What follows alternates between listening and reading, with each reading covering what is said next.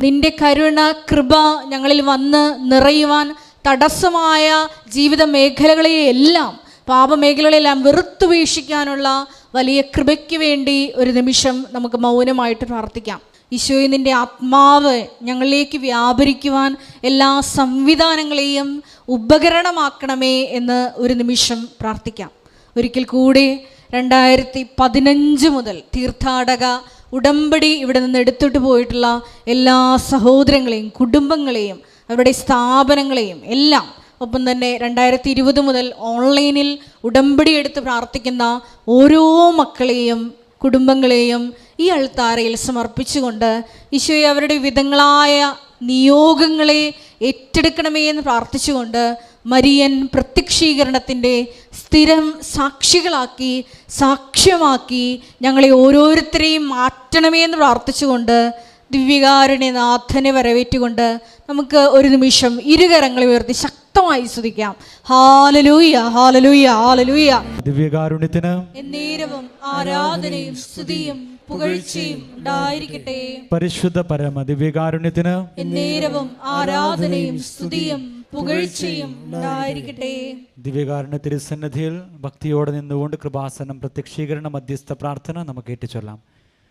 അമ്മേ പരിശുദ്ധ അമ്മേ, അമ്മേ പരിശുദ്ധ അമ്മേ, ദൈവമാതാവേ, ദൈവമാതാവേ, കൃപാസനത്തിലൂടെ ഞങ്ങൾക്കും ഞങ്ങളുടെ ദേശത്തിനും അമ്മ മാധ്യസ്ഥം തേടിത്തന്ന എല്ലാ അനുഗ്രഹങ്ങൾക്കും കൃപകൾക്കും ഞങ്ങളിപ്പോൾ ഹൃദയം നിറഞ്ഞ നന്ദി പറയുന്നു. നമുക്ക് സ്തുതിച്ച് പ്രാർത്ഥിക്കാം. ഹല്ലേലൂയ. ആരാധനകർത്താവേ സ്തുതിക്കുന്നു. തിരുനാമത്തെ മഹത്വം.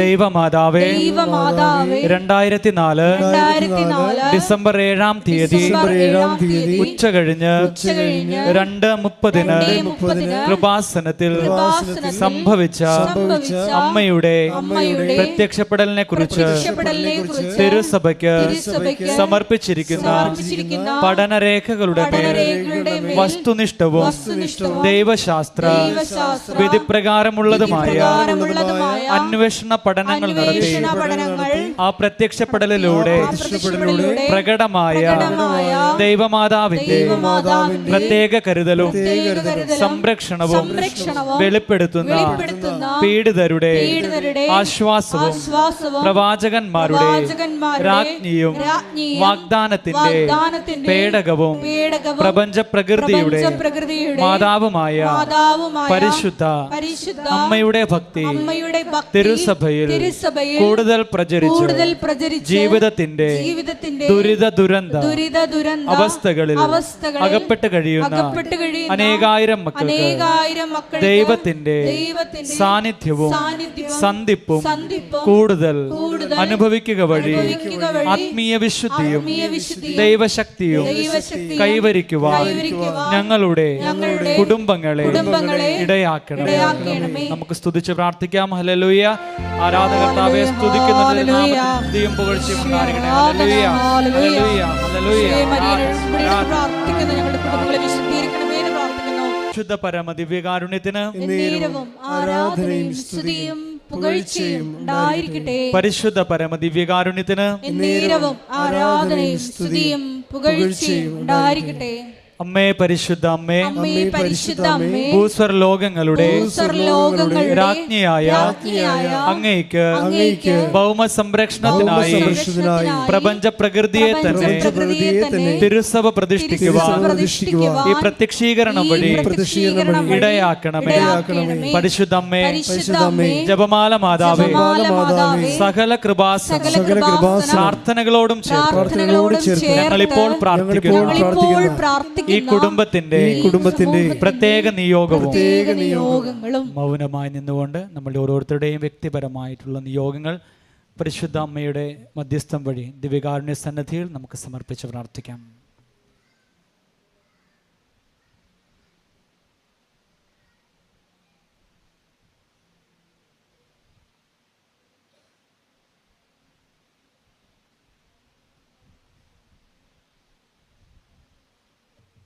അമ്മയുടെ അമ്മയുടെ പ്രത്യക്ഷീകരണത്തിന്റെ ഈ അനുഗ്രഹവേളയിൽ ഞങ്ങൾക്ക് സാധിച്ചു തരുവാൻ കനിയണമേ. ആമേൻ. നമുക്ക് സ്തുതിച്ച് പ്രാർത്ഥിക്കാം. ഹല്ലേലൂയ, ഹല്ലേലൂയ, ഹല്ലേലൂയ.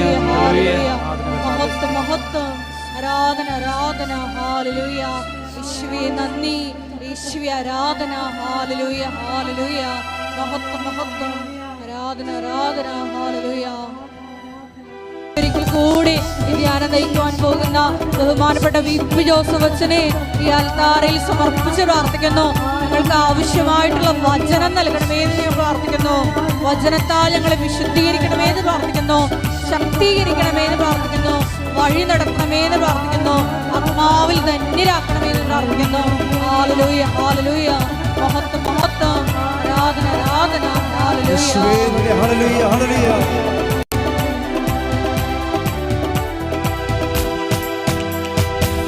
പ്രവർത്തനങ്ങളെയും എല്ലാ മിഷൻ മേഖലകളെയും അൾത്താരയിൽ സമർപ്പിച്ച് പ്രാർത്ഥിക്കുന്നു. ഞങ്ങളുടെ അഖണ്ഡ ജപമാല മഹാറാലിയെ സമർപ്പിച്ച് പ്രാർത്ഥിക്കുന്നു. റാലിയുടെ ക്രമീകരണങ്ങളെ സമർപ്പിച്ച് പ്രാർത്ഥിക്കുന്നു. എല്ലാ മേഖലകളിലും പരിശുദ്ധ അമ്മേ നിന്റെ മേൽനോട്ടം ഉണ്ടാകണമേ എന്ന് പ്രാർത്ഥിക്കുന്നു. വൻ വിജയമാക്കി മാറ്റണമേ എന്ന് പ്രാർത്ഥിക്കുന്നു. ഹല്ലേലൂയ. മഹത്വം, മഹത്വം, ആരാധന, ആരാധന. ഹല്ലേലൂയ.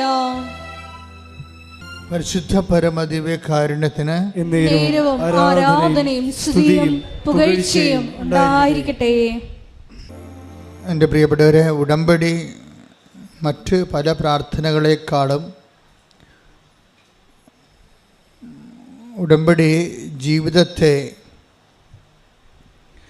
ഉടമ്പടി ജീവിതമെന്ന് പറഞ്ഞൊരു പുതിയ ജീവിതം ആൾക്കാർ ആരംഭിച്ചിരിക്കുകയാണ്. അത് നമുക്ക് മനസ്സിലാകണത് ഈ സാക്ഷ്യം പറഞ്ഞു കഴിയുമ്പോൾ അവസാനം പറയവർ എൻ്റെ മരണം വരെ ഞാനും എൻ്റെ കുടുംബവും ഉടമ്പടി ജീവിക്കും. അപ്പം നമ്മളത് പറഞ്ഞു കൊടുത്തതല്ല, അവർ പറഞ്ഞു കേട്ടിട്ട് നമ്മൾ പറയണതാണ്. ഉടമ്പടി ഒരു ജീവിതക്രമമാണെന്നുള്ളത് ജനങ്ങൾ അവരുടെ അനുഭവത്തിൽ നിന്ന് അവർ പ്രഖ്യാപിക്കുമ്പോൾ അത് ചികഞ്ഞ് മാറ്റിയെടുത്തിട്ടാണ് നമ്മൾ നിങ്ങളോട് പൊതുവായിട്ട് പറയണത്. ജനങ്ങൾക്ക് ഇങ്ങനെ ഒരു അനുഭവമുണ്ട്.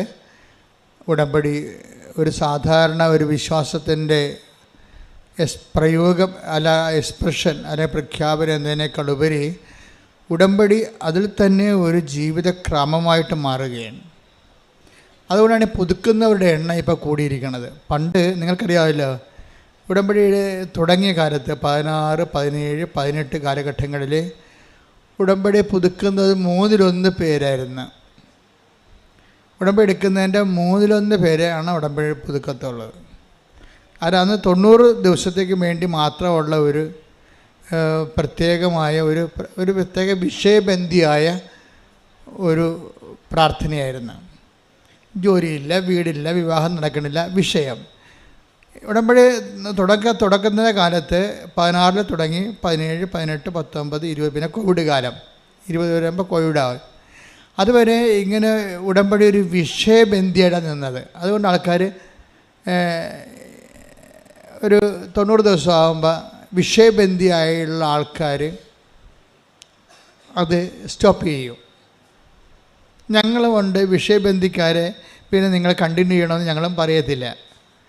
കാര്യം വിഷയബന്ധിക്കാരെ കണ്ടിന്യൂ ചെയ്തിട്ട് കാര്യമില്ല. അതുകൊണ്ടാണ് ഉടമ്പടി. പക്ഷേ പിന്നീട് നമ്മൾ പറയാതെ തന്നെ ഇപ്പോഴെങ്ങനെ വെച്ച് കഴിഞ്ഞാൽ, ഇപ്പോൾ ഉദാഹരണത്തിന് ഒക്ടോബർ 2-ാം തീയതി ഉടമ്പടി പുതുക്കിയവർ എത്രയാണെന്ന് അറിയാമോ? ഒരു ദിവസം 1443 പേരാണ് ഉടമ്പടി പുതുക്കിയത്. അപ്പോൾ നോക്കിയേ, അപ്പോൾ എന്ത് വ്യത്യാസം വരുന്നു നോക്കിയേ. 1443 പേര് ഒരു ദിവസം ഉടമ്പടി പുതുക്കുകയാണ്. അപ്പോഴിപ്പോൾ എന്താ സംഭവിച്ചിരിക്കണമെന്ന് ചോദിച്ചു കഴിഞ്ഞാൽ, ആൾക്കാർ ഉടമ്പടി ജീവിക്കാൻ തുടങ്ങിയപ്പോൾ ഈ ജീവിതത്തിൻ്റെ ഒരു പ്രൊട്ടക്ഷൻ ഭയങ്കരമാണ്, സംരക്ഷണം. അവർക്ക് ആരോ തങ്ങളുടെ കൂടെയുണ്ട്, തങ്ങളുടെ കാര്യങ്ങൾ അന്വേഷിക്കാനും തങ്ങളെ നയിക്കാനും. അമ്മയുടെ കൃത്യമായ സാന്നിധ്യം അവരനുഭവിച്ചിട്ട് ഉടമ്പടി നിലനിൽക്കുന്നതാണ് നല്ലത് എന്ന് തോന്നണം. പിന്നെ മുമ്പത്തേക്കാൾ സന്തോഷം, കുടുംബത്തിലൊക്കെ വിശുദ്ധീകരണം, വചന വായനയൊക്കെ ഉള്ളത് കാരണം നല്ല ആധ്യാത്മികമായ പരിസരം, തിന്മയിൽ വീഴാതിരിക്കാനുള്ള ഒരു സംരക്ഷണം, ആകപ്പാടെ വല്ലാത്ത ഒരു ദൈവമായ അഭിഷേകത്തിൻ്റെ ഒരു കാലം. അപ്പം അതുകൊണ്ടാണ് ആൾക്കാർ സാക്ഷ്യം പറയുമ്പോഴും നമ്മളാരും പറഞ്ഞിട്ടില്ല, അവർ തന്നെത്താൻ പറഞ്ഞാണ് ഞാനും എൻ്റെ കുടുംബവും മരണം വരെ ഉടമ്പടിയിൽ നിലനിൽക്കുമെന്ന്. കാര്യത്തിൽ ഉടമ്പടിയുടെ ഒരു സംരക്ഷണവും അതുപോലെ തന്നെ ഏത് മേഖലയിൽ ചെന്നാലും ഏത് നമുക്ക് സഹായിക്കാൻ പറ്റാത്ത സ്ഥലത്ത് ചെന്നാലും ദൈവത്തിൻ്റെ ഒരു ഇടപെടൽ നമുക്ക് വ്യക്തമാവും. അവിടെ നമുക്ക് ചിലവൊന്നുമില്ല. ആകപ്പാടുള്ള ചിലവെന്ന് പറയണത്, ഉടമ്പടി നമുക്കുള്ള ഒരു ചിലവെന്ന് പറഞ്ഞാൽ എന്താണ്? വളരെ സൂക്ഷ്മതയുള്ള ഒരു ചിലവെന്ന് പറഞ്ഞാൽ ഞാൻ നോക്കിയിട്ട് വിശ്വസ്തതയിൽ വെള്ളം ചേരുന്നുണ്ടോ എന്ന് മാത്രം നോക്കിയാൽ മതി, വേറെ ഒന്നുമില്ല. സിമ്പിളാണ്. മൊത്തം ഉടമ്പടി നമ്മൾ പഠിക്കുമ്പോഴും ആൾക്കാരെ എല്ലാ ദിവസവും ഞാൻ കാണുമ്പോഴും എനിക്ക് മനസ്സിലാകണത് ഉടമ്പടി സിമ്പിളായിട്ട് കൈകാര്യം ചെയ്യാം. നമ്മൾ ശ്രദ്ധിക്കേണ്ട ഒരു പോയിൻ്റേ ഉള്ളൂ ഉടമ്പടിയിൽ ശ്രദ്ധിക്കേണ്ട. എന്താണ്? വിശ്വസ്തതയിൽ വെള്ളം ചേർക്കുന്നുണ്ടോ എന്ന് നോക്കിയാൽ മതി. കാര്യം ഇത് കോവനൻ്റ് ആയത് കാരണം, ഉടമ്പടി ആയ കാരണം നമുക്ക് വേണ്ടത് വിശ്വാസത്തെക്കാൾ ഉപരി എന്താണ്? പെർസ്വേറിങ് ഫെയ്ത്താണ് വേണ്ടത്. ഫെയ്ത്ത്, നമ്മൾ സാധാരണ മനുഷ്യർക്ക് ഫെയ്ത്ത് മതി. ഉടമ്പടിയിൽ വേണ്ടത് പെർസ്വേറിങ് ഫെയ്ത്താണ്. എന്ന് വെച്ച് കഴിഞ്ഞാൽ ഇങ്ങനെ പിന്തുടർന്ന് നിലനിൽക്കുന്ന ഫെയ്ത്താണ്. എൻഡ്യൂറിങ് ഫെയ്ത്ത് എന്ന് എന്ത് വേണമെങ്കിൽ പറയാം. അതായത് നിലനിൽക്കുന്ന ഒരു വിശ്വാസം. വിശ്വാസത്തിനൊരു കുഴപ്പമുള്ളതെന്ന് വെച്ച് കഴിഞ്ഞാൽ അല്പവിശ്വാസം ഒന്ന് ഈശോ ഒരുതരം ബ്രാൻഡ് ചെയ്തിട്ടുണ്ട്. ചില വിശ്വാസം ഈശോ വന്നപ്പോഴാണ് ബ്രാൻഡിങ് ഭയങ്കരമായത്. പണ്ട് എല്ലാം വിശ്വാസമാണെന്ന് പറഞ്ഞ ആൾക്കാർ ഇരിക്കുകയായിരുന്നു. യഹൂദന്മാർക്ക് അങ്ങനെ ഒരു ധാരണയായിരുന്നു, വിശ്വാസം എല്ലാം വിശ്വാസമാണെന്ന്. ഈശോ വന്നപ്പോൾ വിശ്വാസത്തിൻ്റെ ഗ്രേഡ് ബ്രാൻഡ് ചെയ്ത്, എന്നിട്ട് ഈശോ പറഞ്ഞു, അല്പവിശ്വാസി, നീ സംശയിച്ചത് എന്തിന്? അപ്പോൾ വലിയ അടുത്തുള്ള അരുമ ശിഷ്യനാണ്. അവൻ്റെ കയ്യിൽ നിന്ന് കൈവിട്ടു പോയി. ഒരു നിമിഷം അവൻ സംശയിച്ചു പോയി. അപ്പോൾ ഉടനെ അടുത്ത് നിൽക്കുന്നത് ആരാണ് എന്ന് മറന്നുപോയി. ക്രിസ്തുവിനേക്കാളുപരി കടലിനെ കണ്ട് അവൻ പേടിച്ചു പോയി. അപ്പോൾ ക്രിസ്തു നിൽക്കുന്ന കാര്യം മറന്നിട്ട് അവൻ്റെ അനുഭവം കാരണം അവൻ പെട്ടെന്ന് സംശയിച്ചു പോയപ്പോൾ അവൻ താഴേക്ക് പോയി. അപ്പോഴാണ് കൈ നീട്ടിക്കൊണ്ട് കർത്താവ് പറയുന്നത്, അല്പവിശ്വാസി. That means short time faith. Short time faith എന്ന് വെച്ച് കഴിഞ്ഞാൽ ആൾക്കാരുടെ കൂട്ടത്തിലുള്ള ഒരു ബ്രാൻഡഡ് ഫെയ്ത്താണ് ഷോർട്ട് ടൈം ഫെയ്ത്ത്. എന്ന് വെച്ച് കഴിഞ്ഞാൽ കുറച്ച് കാലത്തേക്ക് വിശ്വസിക്കുന്നു, വചനത്തെ പ്രതി ക്ലേശവും സങ്കടങ്ങളും ഉണ്ടാകുമ്പോൾ അവൻ വിട്ടുപോകുന്നു. Take the word of God. അതായത് 13:21 വചനം കേട്ടിട്ട് ഉടനെ സസന്തോഷം സ്വീകരിക്കുകയും തന്നിൽ വേരില്ലാത്തതിനാൽ അല്പനേരം മാത്രം നിലനിന്നിട്ട് വചനത്തെ പ്രതി ക്ലേശവും പീഡയും ഉണ്ടാകുമ്പോൾ തൽക്ഷണം വീണു പോവുകയും ചെയ്യുന്നവനാണ് പാറമേൽ വീണ വിത്ത്. ഇതാണ് അല്പനേരം. എന്താണ് അല്പവിശ്വാസി എന്ന് വെച്ച് കഴിഞ്ഞാൽ ഇത് കണക്ട് ചെയ്യണത് പത്രോസിൻ്റെ കടലിൽ മുങ്ങിത്താഴുന്നതുമായിട്ട് ബന്ധപ്പെട്ടതാണ്. കാര്യം ഈശോ എന്താ പറഞ്ഞത്? പ്രഭു, പത്രോസ് പറഞ്ഞു കടലിൻ്റെ മീതെ ഈശോയെ കണ്ടപ്പോൾ പത്രോസ് പറഞ്ഞു, പ്രഭു അങ്ങാണെങ്കിലേ എന്നെ കൂടി അങ്ങയുടെ അടുക്കിലേക്ക് വരാൻ അനുവദിക്കുവിൻ. അപ്പോൾ ഈശോ എന്താ പറഞ്ഞു? വരൂ എന്ന് പറഞ്ഞു. അതാണ് വചനം. അപ്പോൾ ആ വരൂ എന്ന് പറഞ്ഞ വചനത്തിലാണ് വിശ്വസിക്കേണ്ടത്. അതിന് പക്ഷേ പത്രോസിന് ആ വരൂ എന്ന വചനം മറന്നുപോയി. പക്ഷെ വചനത്തെ പ്രതി അതിനെ ഈ വരൂ എന്ന് പറഞ്ഞിട്ട് കാര്യമില്ല, അതിനെ പ്രതിയുള്ള കുറച്ച് ക്ലേശങ്ങളുണ്ട്.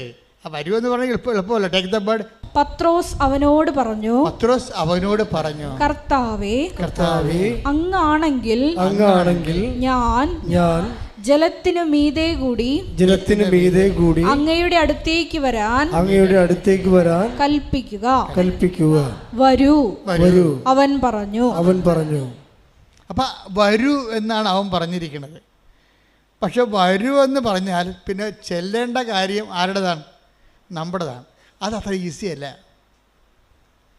വരുമെന്ന് പറയുമ്പോൾ ആദ്യത്തെ ഉണ്ടാകുന്ന ചിരിയും സന്തോഷവും ആവേശമൊക്കെ കുറച്ച് കഴിയുമ്പോൾ മാഞ്ഞു പോകും. ഓരോ വചനവും നടപ്പിൽ വരാൻ അതിൻ്റെ കറസ്പോണ്ടിങ് പേയ്മെൻറ്റ് എന്ന് വെച്ച് കഴിഞ്ഞാൽ അതിൻ്റെ അർത്ഥം എന്ന് വെച്ച് കഴിഞ്ഞാൽ അത് നടപ്പിൽ വരുത്താൻ ആവശ്യമായ ചെലവ് പടികളുണ്ട്. മനസ്സിലായി? അല്ലാതെ നമ്മൾ വിശ്വസിക്കണമെന്ന് പറഞ്ഞാൽ ദൈവം ഏക്കത്തില്ല. ദൈവം നമ്മുടെ ഒരു വിശ്വാസവും ടെസ്റ്റ് ചെയ്യാതെ എടുക്കത്തില്ല. ഈ കളികളെ കൃത്യമായിട്ട് മനസ്സിലായില്ലെങ്കിൽ നമ്മുടെ ഈ പാരമ്പര്യ വിശ്വാസം കൊണ്ടിരിക്കും, ഒരു പണിയും നടക്കത്തില്ല. ദൈവത്തിൻ്റെ സ്വഭാവം നമ്മൾ എന്ത് കാലെ പിടിച്ച് പറഞ്ഞാലും ദൈവം പറയും, ഓക്കെ പറയണതല്ല ഞാൻ കേട്ടു, പക്ഷേ ടെസ്റ്റ് ചെയ്യാനുണ്ട്. എല്ലാം 10 ദിവസത്തിന് വരെ പറയും ടെസ്റ്റ് ചെയ്യാനുണ്ട്. നീ പറയണ കാര്യം സത്യമാണോ എന്ന് എനിക്ക് ടെസ്റ്റ് ചെയ്യണമെന്ന് പറയും. അതുകൊണ്ട് വരുമെന്ന് പറയും. പിന്നെ വരുമെന്ന് പറയുമ്പോൾ നമ്മൾ കുണുങ്ങി ചാടി അങ്ങോട്ട് ചെല്ലും. കുറച്ച് കഴിയുമ്പോൾ ടെസ്റ്റ് വരും. എന്താണ്? 10 ദിവസം കടലിനെ നോക്കും, കാലും നനയും. അപ്പോൾ താഴേക്ക് കർത്താവിനെ മാറ്റിയിട്ട് കടലിനായിട്ട് നോക്കുമ്പോൾ യു എന്ന് അങ്ങോട്ട് എടുക്കും. അതായത് കർത്താവിനെ നോക്കിപ്പോയ ആളാണ് പെട്ടെന്ന് പകച്ചു പോകും. ഈ പെട്ടെന്ന് പകച്ചു പോണതല്ല, പെട്ടെന്ന് പകച്ചു പോണ അനുഭവങ്ങൾ ദൈവം തരും. മനസ്സിലായില്ലേ? അത് നമ്മളെപ്പോഴും ശ്രദ്ധിക്കണം. പെട്ടെന്ന് പകച്ചു പോണതല്ല, പെട്ടെന്ന് നമുക്ക് പകച്ചു പോകുന്ന രീതിയിലുള്ള അനുഭവങ്ങൾ ദൈവം തരും. ഇപ്പം ഇപ്പോൾ ഭർത്താവിൻ്റെ കള്ളുകുടി മാറാൻ പ്രാർത്ഥിച്ച്, അല്ലെങ്കിൽ അയാളുടെ സംശയ രോഗം മാറാൻ വേണ്ടി പ്രാർത്ഥിച്ചു. അപ്പോൾ 2 ദിവസം അയാളുടെ സംശയം മാറി. അപ്പോൾ ദൈവമേ ഉടമ്പടി ഏറ്റ്, നേരത്തെ പോകേണ്ടതായിരുന്നു എന്നൊക്കെ പറയും. കുറച്ച് കഴിയുമ്പോൾ അയാൾക്ക് പണ്ട് പത്രക്കാരനെ മാത്രമേ സംശയം ഉണ്ടായിരുന്നുള്ളൂ, ഇപ്പോൾ ഇൻസ്റ്റാൾമെൻറ്റുകാരനെ കൂടി സംശയമായി. അതാണ് പ്രശ്നം. ഒരാഴ്ച പുള്ളിക്ക് കുഴപ്പമൊന്നുമില്ലായിരുന്നു. പത്രക്കാരനെ മാത്രമേ പുള്ളിക്ക് പണ്ട് സംശയം ഉണ്ടായിരുന്നു. ഉടമ്പടി എടുത്തപ്പോൾ ഇൻസ്റ്റാൾമെൻറ്റുകാരനെ കൂടി സംശയമായി. പകച്ചു പോയി നമ്മൾ പെട്ടെന്ന്. അപ്പോൾ എന്ത് ചെയ്യും? ഇനിയിപ്പോൾ നീലത്തിരി കത്തിച്ചാൽ എന്ത് കാര്യം, പച്ചത്തിരി കത്തിച്ചാൽ എന്ത് കാര്യം? കണ്ട സംഭവത്തിൽ പേയ്മെൻറ്റ് വിരണ കണ്ടില്ലേ? ഇതിൻ്റെ ഉടമ്പടി വഴികളിലുള്ള പേയ്മെൻറ്റ് നോക്കണം. അത് ഇതിനകത്ത് നമ്മൾ എന്ത് വിശ്വസിക്കണമെന്ന് പറഞ്ഞാലും നമ്മുടെ അപ്പനേക്കും അമ്മയേക്കും മക്കളും എല്ലാവരും ഏൽക്കും. പക്ഷേ ദൈവം മാത്രം ഏൽക്കത്തില്ല. ടെസ്റ്റ് ഉണ്ടെന്ന് പറയും. ഇത് ടെസ്റ്റെന്ന് പറയുന്ന വിശ്വാസമാണോ? ഇത് മരണം വരെ ടെസ്റ്റുകളുണ്ടാകും. അതാണ് ഈശോ പറഞ്ഞ പ്രലോഭനങ്ങൾ ഉണ്ടാവേണ്ടതാണ്. 18:7 എടുത്ത് മത്തായി സുവിശേഷം ശ്രദ്ധിക്കട്ടെ. ഹല്ലേലൂയ ഹല്ലേലൂയ ഹല്ലേലൂയ. യേശുവേ നന്ദി, യേശുവേ സ്തുതി. ഹല്ലേലൂയ ഹല്ലേലൂയ ഹല്ലേലൂയ. മത്തായി 18:7. പ്രലോഭനങ്ങൾ നിമിത്തം ലോകത്തിന് ദുരിതം. ഇതാണല്ലേ? പ്രലോഭനങ്ങൾ ഉണ്ടാകേണ്ടതാണ്, മാറ്റാൻ പറ്റത്തില്ല. പ്രലോഭനങ്ങൾ നിമിത്തം ലോകത്തിന് എന്ന് പറഞ്ഞ പ്രലോഭനങ്ങൾ നിമിത്തം ലോകത്തിന് ദുരിതം. അല്ല, പ്രലോഭനം നല്ലതല്ല, ദുരിതം തന്നെയാണ്. അതിതുപോലെ ഇടയ്ക്കിടെ നമ്മളുടെ അപ്രതീക്ഷിതമായിട്ട് നമ്മൾ വിചാരിക്കുമ്പോൾ, ഉടമ്പടി എടുക്കുമ്പോൾ, ഉടമ്പടി ജീവിക്കുമ്പോൾ നമ്മൾ പ്രതീക്ഷിക്കുന്ന ഒരു പ്രതീക്ഷ ഉണ്ടല്ലോ, ഈ പ്രതീക്ഷ ചില സമയത്ത് നേരെ കടകവിരുദ്ധമായിട്ട് സംഭവിക്കും. ഇതാണ് പ്രലോഭനം എന്ന് പറയുന്നത്. പ്രലോഭന നിമിത്തം എന്താ സംഭവിക്കണത്? ലോകത്തിന് നമുക്ക് ദുരിതം. അതാ ഒന്ന് പറഞ്ഞേ, പ്രലോഭനങ്ങൾ നിമിത്തം ലോകത്തിന് ദുരിതം. പ്രലോഭനങ്ങൾ ഉണ്ടാകേണ്ടതാണ്. അയ്യോ, ഇത് കണ്ട, ഇത് ഇൻഡിസ്പെൻസിബിൾ ആണ്. അതായത് അച്ഛനായാലും കത്തനായാലും കപ്പേരായാലും കർദിനാളായാലും സംഭവം മാറ്റാൻ പറ്റത്തില്ല. എന്താ കാര്യം? ഇതുള്ളതാണ്. ഇതിൻ്റെ ഈ ഫെയ്ത്ത് പാക്കേജിൻ്റെ കൂടെ ഉള്ളതാണ് ടെസ്റ്റ്. പ്രലോഭനം എന്ന് വെച്ചാൽ ടെസ്റ്റ്. കാര്യം നമ്മളുടെ വിശ്വാസം എന്ന് പറഞ്ഞാൽ ടെസ്റ്റ് ചെയ്യട്ടെന്ന് പറയുന്നത് ടെസ്റ്റ് ചെയ്യാതെ എടുക്കത്തില്ല. അതിന് ചിലപ്പോൾ അതിനെ പറ്റിയിട്ടുള്ള ടെസ്റ്റ് ചെയ്യാൻ പറ്റിയിട്ടുള്ള പല തരത്തിലുള്ള ഗെയിംസ് തരും നമ്മൾ ടെസ്റ്റ് ചെയ്യാൻ പറ്റിയ, അല്ലെങ്കിൽ പ്രോബ്ലംസ് തരും.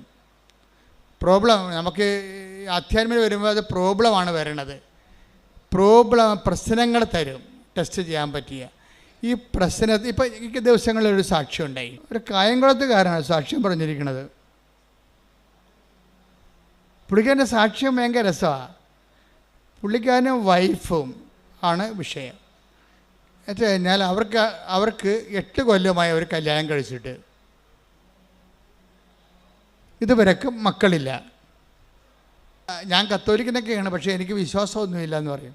എന്തൊരു കഷ്ടമാണല്ലേ, എന്തൊരു കഷ്ടമെന്ന് വെച്ചാൽ വല്ലാത്ത കഷ്ടമാണ്. ദൈവം എല്ലാ സംവിധാനവും വിശ്വാസത്തിന് കൊടുത്തിട്ടും കോടികളും മുടക്കി അച്ഛന്മാരെയും പള്ളികളെയും എല്ലാം സ്ഥാപിച്ചിട്ടും കുറേ ആൾക്കാർക്ക് വിശ്വാസമില്ലെന്ന് പറഞ്ഞാൽ അത് അയാളുടെ മാത്രം ഫോൾട്ടാണ്, ദൈവത്തിൻ്റെ അല്ല. ദൈവം എല്ലാ സാഹചര്യവും ഉണ്ടാക്കിയിട്ടുണ്ട്.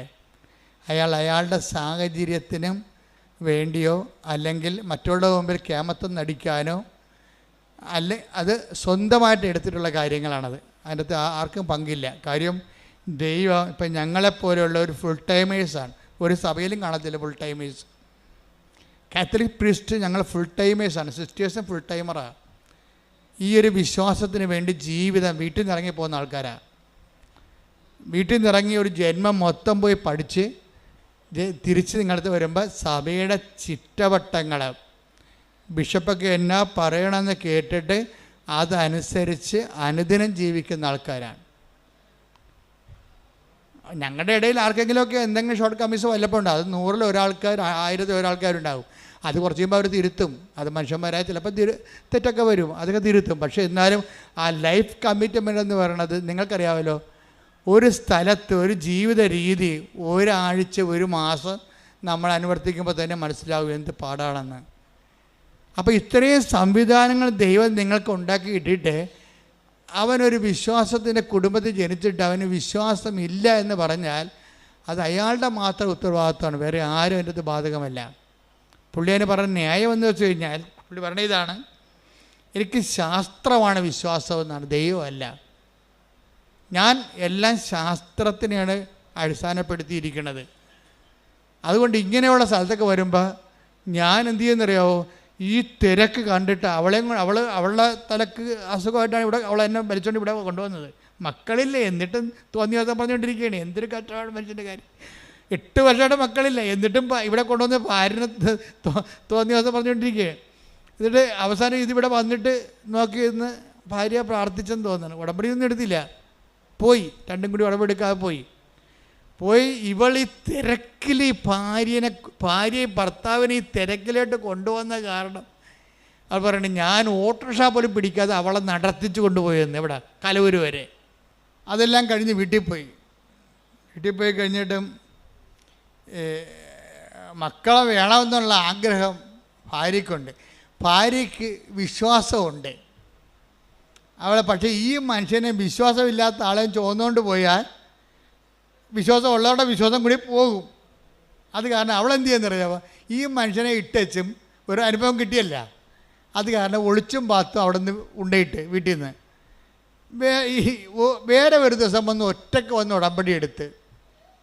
അപ്പോൾ അവൾക്ക് പേയ്മെൻ്റ് ആയില്ല. അതാണ് ഞാൻ പേയ്മെൻ്റ് എന്ന് പറയണത്. ഭർത്താവ് ഇവിടെ വന്ന് നോക്കിയിട്ടും തന്നെ വലിച്ച് ഇഴച്ച് വീട്ടിൽ കൊണ്ടുപോയിട്ടും പിന്നെ അവളെ ഒറ്റയ്ക്ക് വന്ന് ഉടമ്പടി എടുത്ത് നിങ്ങൾക്കറിയാമല്ല, അമ്മ സത്യമല്ലേ, ദൈവം സത്യമാകുന്ന പോലെ തന്നെ. അതുകൊണ്ട് ഇതെല്ലാം കാണുന്ന ദൈവമില്ലേ, അവൾ അത്രയും പേയ്മെൻറ്റ് അവിടെ നടത്തിയിട്ടുണ്ടെന്ന് മനസ്സിലായില്ലേ. അമ്മ എന്ത് ചെയ്യുന്നറിയാവാ, ഈ ഉപ്പ് കഴിച്ച് തിരികെ എത്തിച്ചപ്പോൾ തന്നെ ആ ആഴ്ച തന്നെ അവൾ പ്രഗ്നൻ്റായി.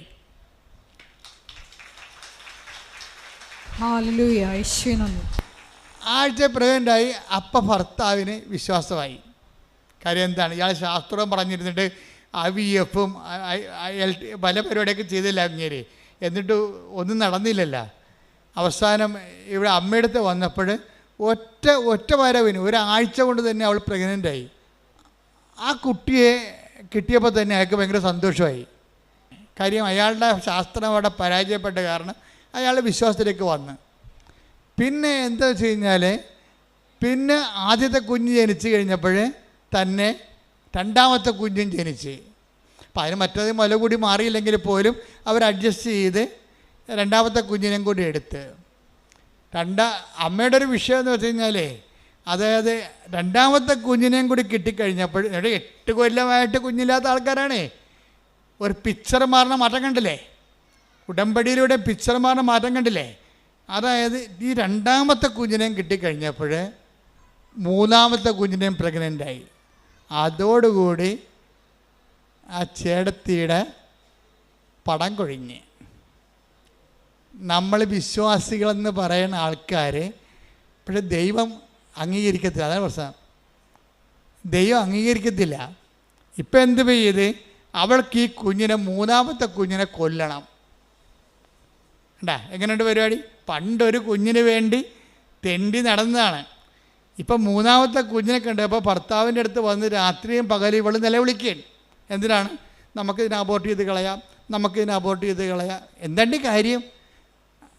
കാര്യം? ഒരു കുഞ്ഞിനെ എങ്ങനെയാണ് കൊല്ലണേടി? നീ എന്താ ഇങ്ങനെ പറയണത്? അപ്പോൾ അയാൾക്ക് വിശ്വാസം ഇല്ലെന്ന് പറഞ്ഞെങ്കിലും ഇപ്പം വിശ്വാസം കിട്ടിയപ്പോൾ അയാൾക്ക് സത്യസന്ധമായ വിശ്വാസം കിട്ടി. അയാൾ പറയണത് കൊലപാതകമല്ലേ ഇവൾ പറയണത്. വെച്ചാൽ നമുക്ക് എന്തെങ്കിലും കിട്ടുമ്പോൾ നമുക്കൊരാശ്വാസം, സന്തോഷം ഉണ്ടാകുമ്പോൾ വിശ്വാസമുണ്ട്. ആ വിശ്വാസത്തിന് വേണ്ടി നമ്മൾ വില കൊടുക്കേണ്ടി വരികയാണെങ്കിൽ, അയ്യോ എൻ്റെ 5 പൈസ ഇല്ലെന്ന് പറയും, ഞാൻ ചെയ്യത്തില്ല, നമുക്ക് വേണ്ടെന്ന് പറയും. കണ്ട, ഇത് ഇങ്ങനെയൊക്കെയുള്ള കള്ള വിശ്വാസങ്ങൾ ആൾക്കാർക്കുണ്ട്. അതാണ് വിശ്വാസത്തിൻ്റെ ഗ്രേഡ് തിരിക്കണതിൻ്റെ കാര്യം.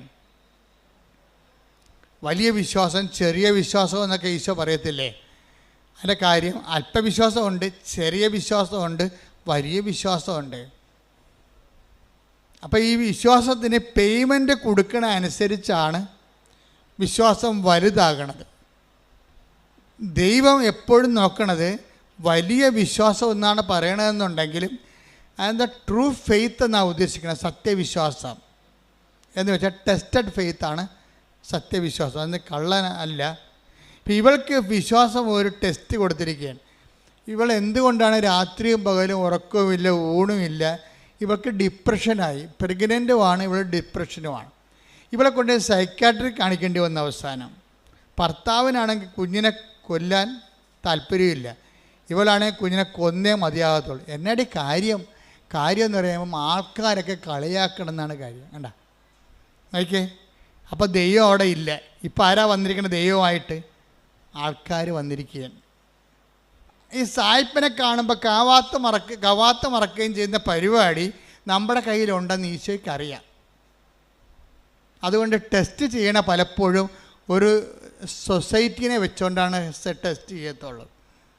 രഹസ്യമായിട്ടുള്ള പരിപാടിയൊന്നുമില്ല. രഹസ്യത്തിൽ അനുഗ്രഹം അടിച്ചു മാറ്റിയിട്ട് സാക്ഷ്യം പറയാൻ പോകാമെന്ന് പറഞ്ഞിരിക്കല്ലേ? പോതില്ല. ഓന്തോടിയ വെയിൽ വരെ, ചെമ്മീൻ ചാടിയ ചട്ടി വരെ നീ തിരിച്ചു വരേണ്ടി വരും. ദൈവത്തിനെ പറ്റിച്ചിട്ട് അനുഗ്രഹം അടിച്ചു മാറ്റിയിട്ട് ആരോടും അറിയാതെ തൻ്റെ കേമത്വമാണെന്ന് പറഞ്ഞുകൊണ്ടിരുന്ന എൻ്റെ പൊന്നു മകനെ, മകളെ, ഇവിടെ തന്നെ നീ വരേണ്ടി വരും. വന്നു കഴിഞ്ഞാൽ ഒറ്റ നടക്കി സംഭവം പോകത്തില്ല. എന്താ കാര്യം? നീ ഫ്രോഡാണെന്ന് ദൈവത്തിന് ആദ്യമേ മനസ്സിലായതാണ്. ഒരിക്കൽ നമ്മളോർക്കുക, നിങ്ങൾക്ക് ഭർത്താവിനെ പറ്റിക്കുക, നാട്ടുകാരെ പറ്റിക്കുക, അയൽവാസികളെ പറ്റിക്കുക. ദൈവത്തിനെ പറ്റിച്ചാൽ ആ പാട് അവിടെ കിടക്കും. ഈ ഗർഭിണികളൊക്കെ 9-ാം മാസം 6-ാം മാസം ആകുമ്പോഴൊക്കെ മൂത്ത പിള്ളേരുണ്ടെങ്കിൽ അമ്മൂമ്മ പറയത്തില്ലേ, എടി കുഞ്ഞ് അമ്മയുടെ ചെല്ലല്ലോ, എന്താ ഈ കൊച്ചിന് അകം കൊണ്ട് വയറായിട്ട് വല്ല മാന്തിയിട്ടുണ്ടെങ്കിൽ ആ ഗർഭിണിയുടെ വയറിൻ്റെ കൊച്ചു മാന്തി നഖത്തിൻ്റെ പാട് അങ്ങനെ തന്നെ മരണം വരെ കിടക്കും. എന്താണ്? ശരീരം ലൂസ് ചെയ്തിരിക്കണല്ലേ? ശരീരം ഇളമക്കൊണ്ടിരിക്കുന്ന സമയത്ത് നമ്മളൊരു പാടിട്ടാൽ മതി, അവിടെ കിടക്കും. അതുപോലെ തന്നെ ദൈവത്തിനായിട്ടൊരു പണി കൊടുത്താൽ ആ പാടങ്ങനെ കിടക്കും. ഞാൻ ഇസ്രയേലിൽ ചെന്നപ്പോഴേ, കഴിഞ്ഞ ദിവസം നമ്മൾ ഇസ്രയേലിൻ്റെ ഇത്രയും യുദ്ധം ഉണ്ടെങ്കിലും കർത്താവ് നമ്മളവിടെ ധ്യാനിപ്പിക്കാൻ വിളിച്ചായിരുന്നു. ഞാനിപ്പോൾ കഴിഞ്ഞ ആഴ്ച ഈ സമയത്ത് ജെറുസലേമിൽ ധ്യാനിപ്പിച്ചുകൊണ്ടിരിക്കുകയാണ്. അപ്പം ജെറുസലേമിൽ ഞാൻ ചെല്ലുമ്പോൾ തന്നെ മലയാളികൾ എത്രയോ 100 കണക്കിന് മലയാളികളാണ് വരുന്നത്.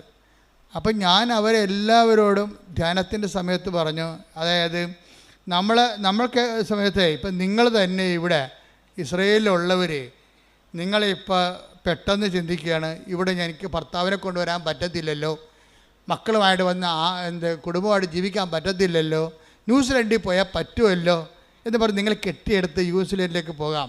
അപ്പം അങ്ങനെ ന്യൂസിലൻഡിലേക്ക് പോകാൻ കൊണ്ട് കൈപൊക്കാൻ പറഞ്ഞപ്പോൾ കുറേ എണ്ണം കൈപൊക്കി. ഞാൻ പറഞ്ഞു, രണ്ടാമതും ചിന്തിക്കണേ, ഇവിടുന്ന് ചാടറാകുമ്പോൾ ഒന്ന് ചിന്തിക്കണം. എന്താ കാര്യം എന്ന് വെച്ച് കഴിഞ്ഞാൽ എല്ലായിടത്തും എല്ലാ നിയമങ്ങളും എപ്പോഴും മാറിക്കൊണ്ടിരിക്കും.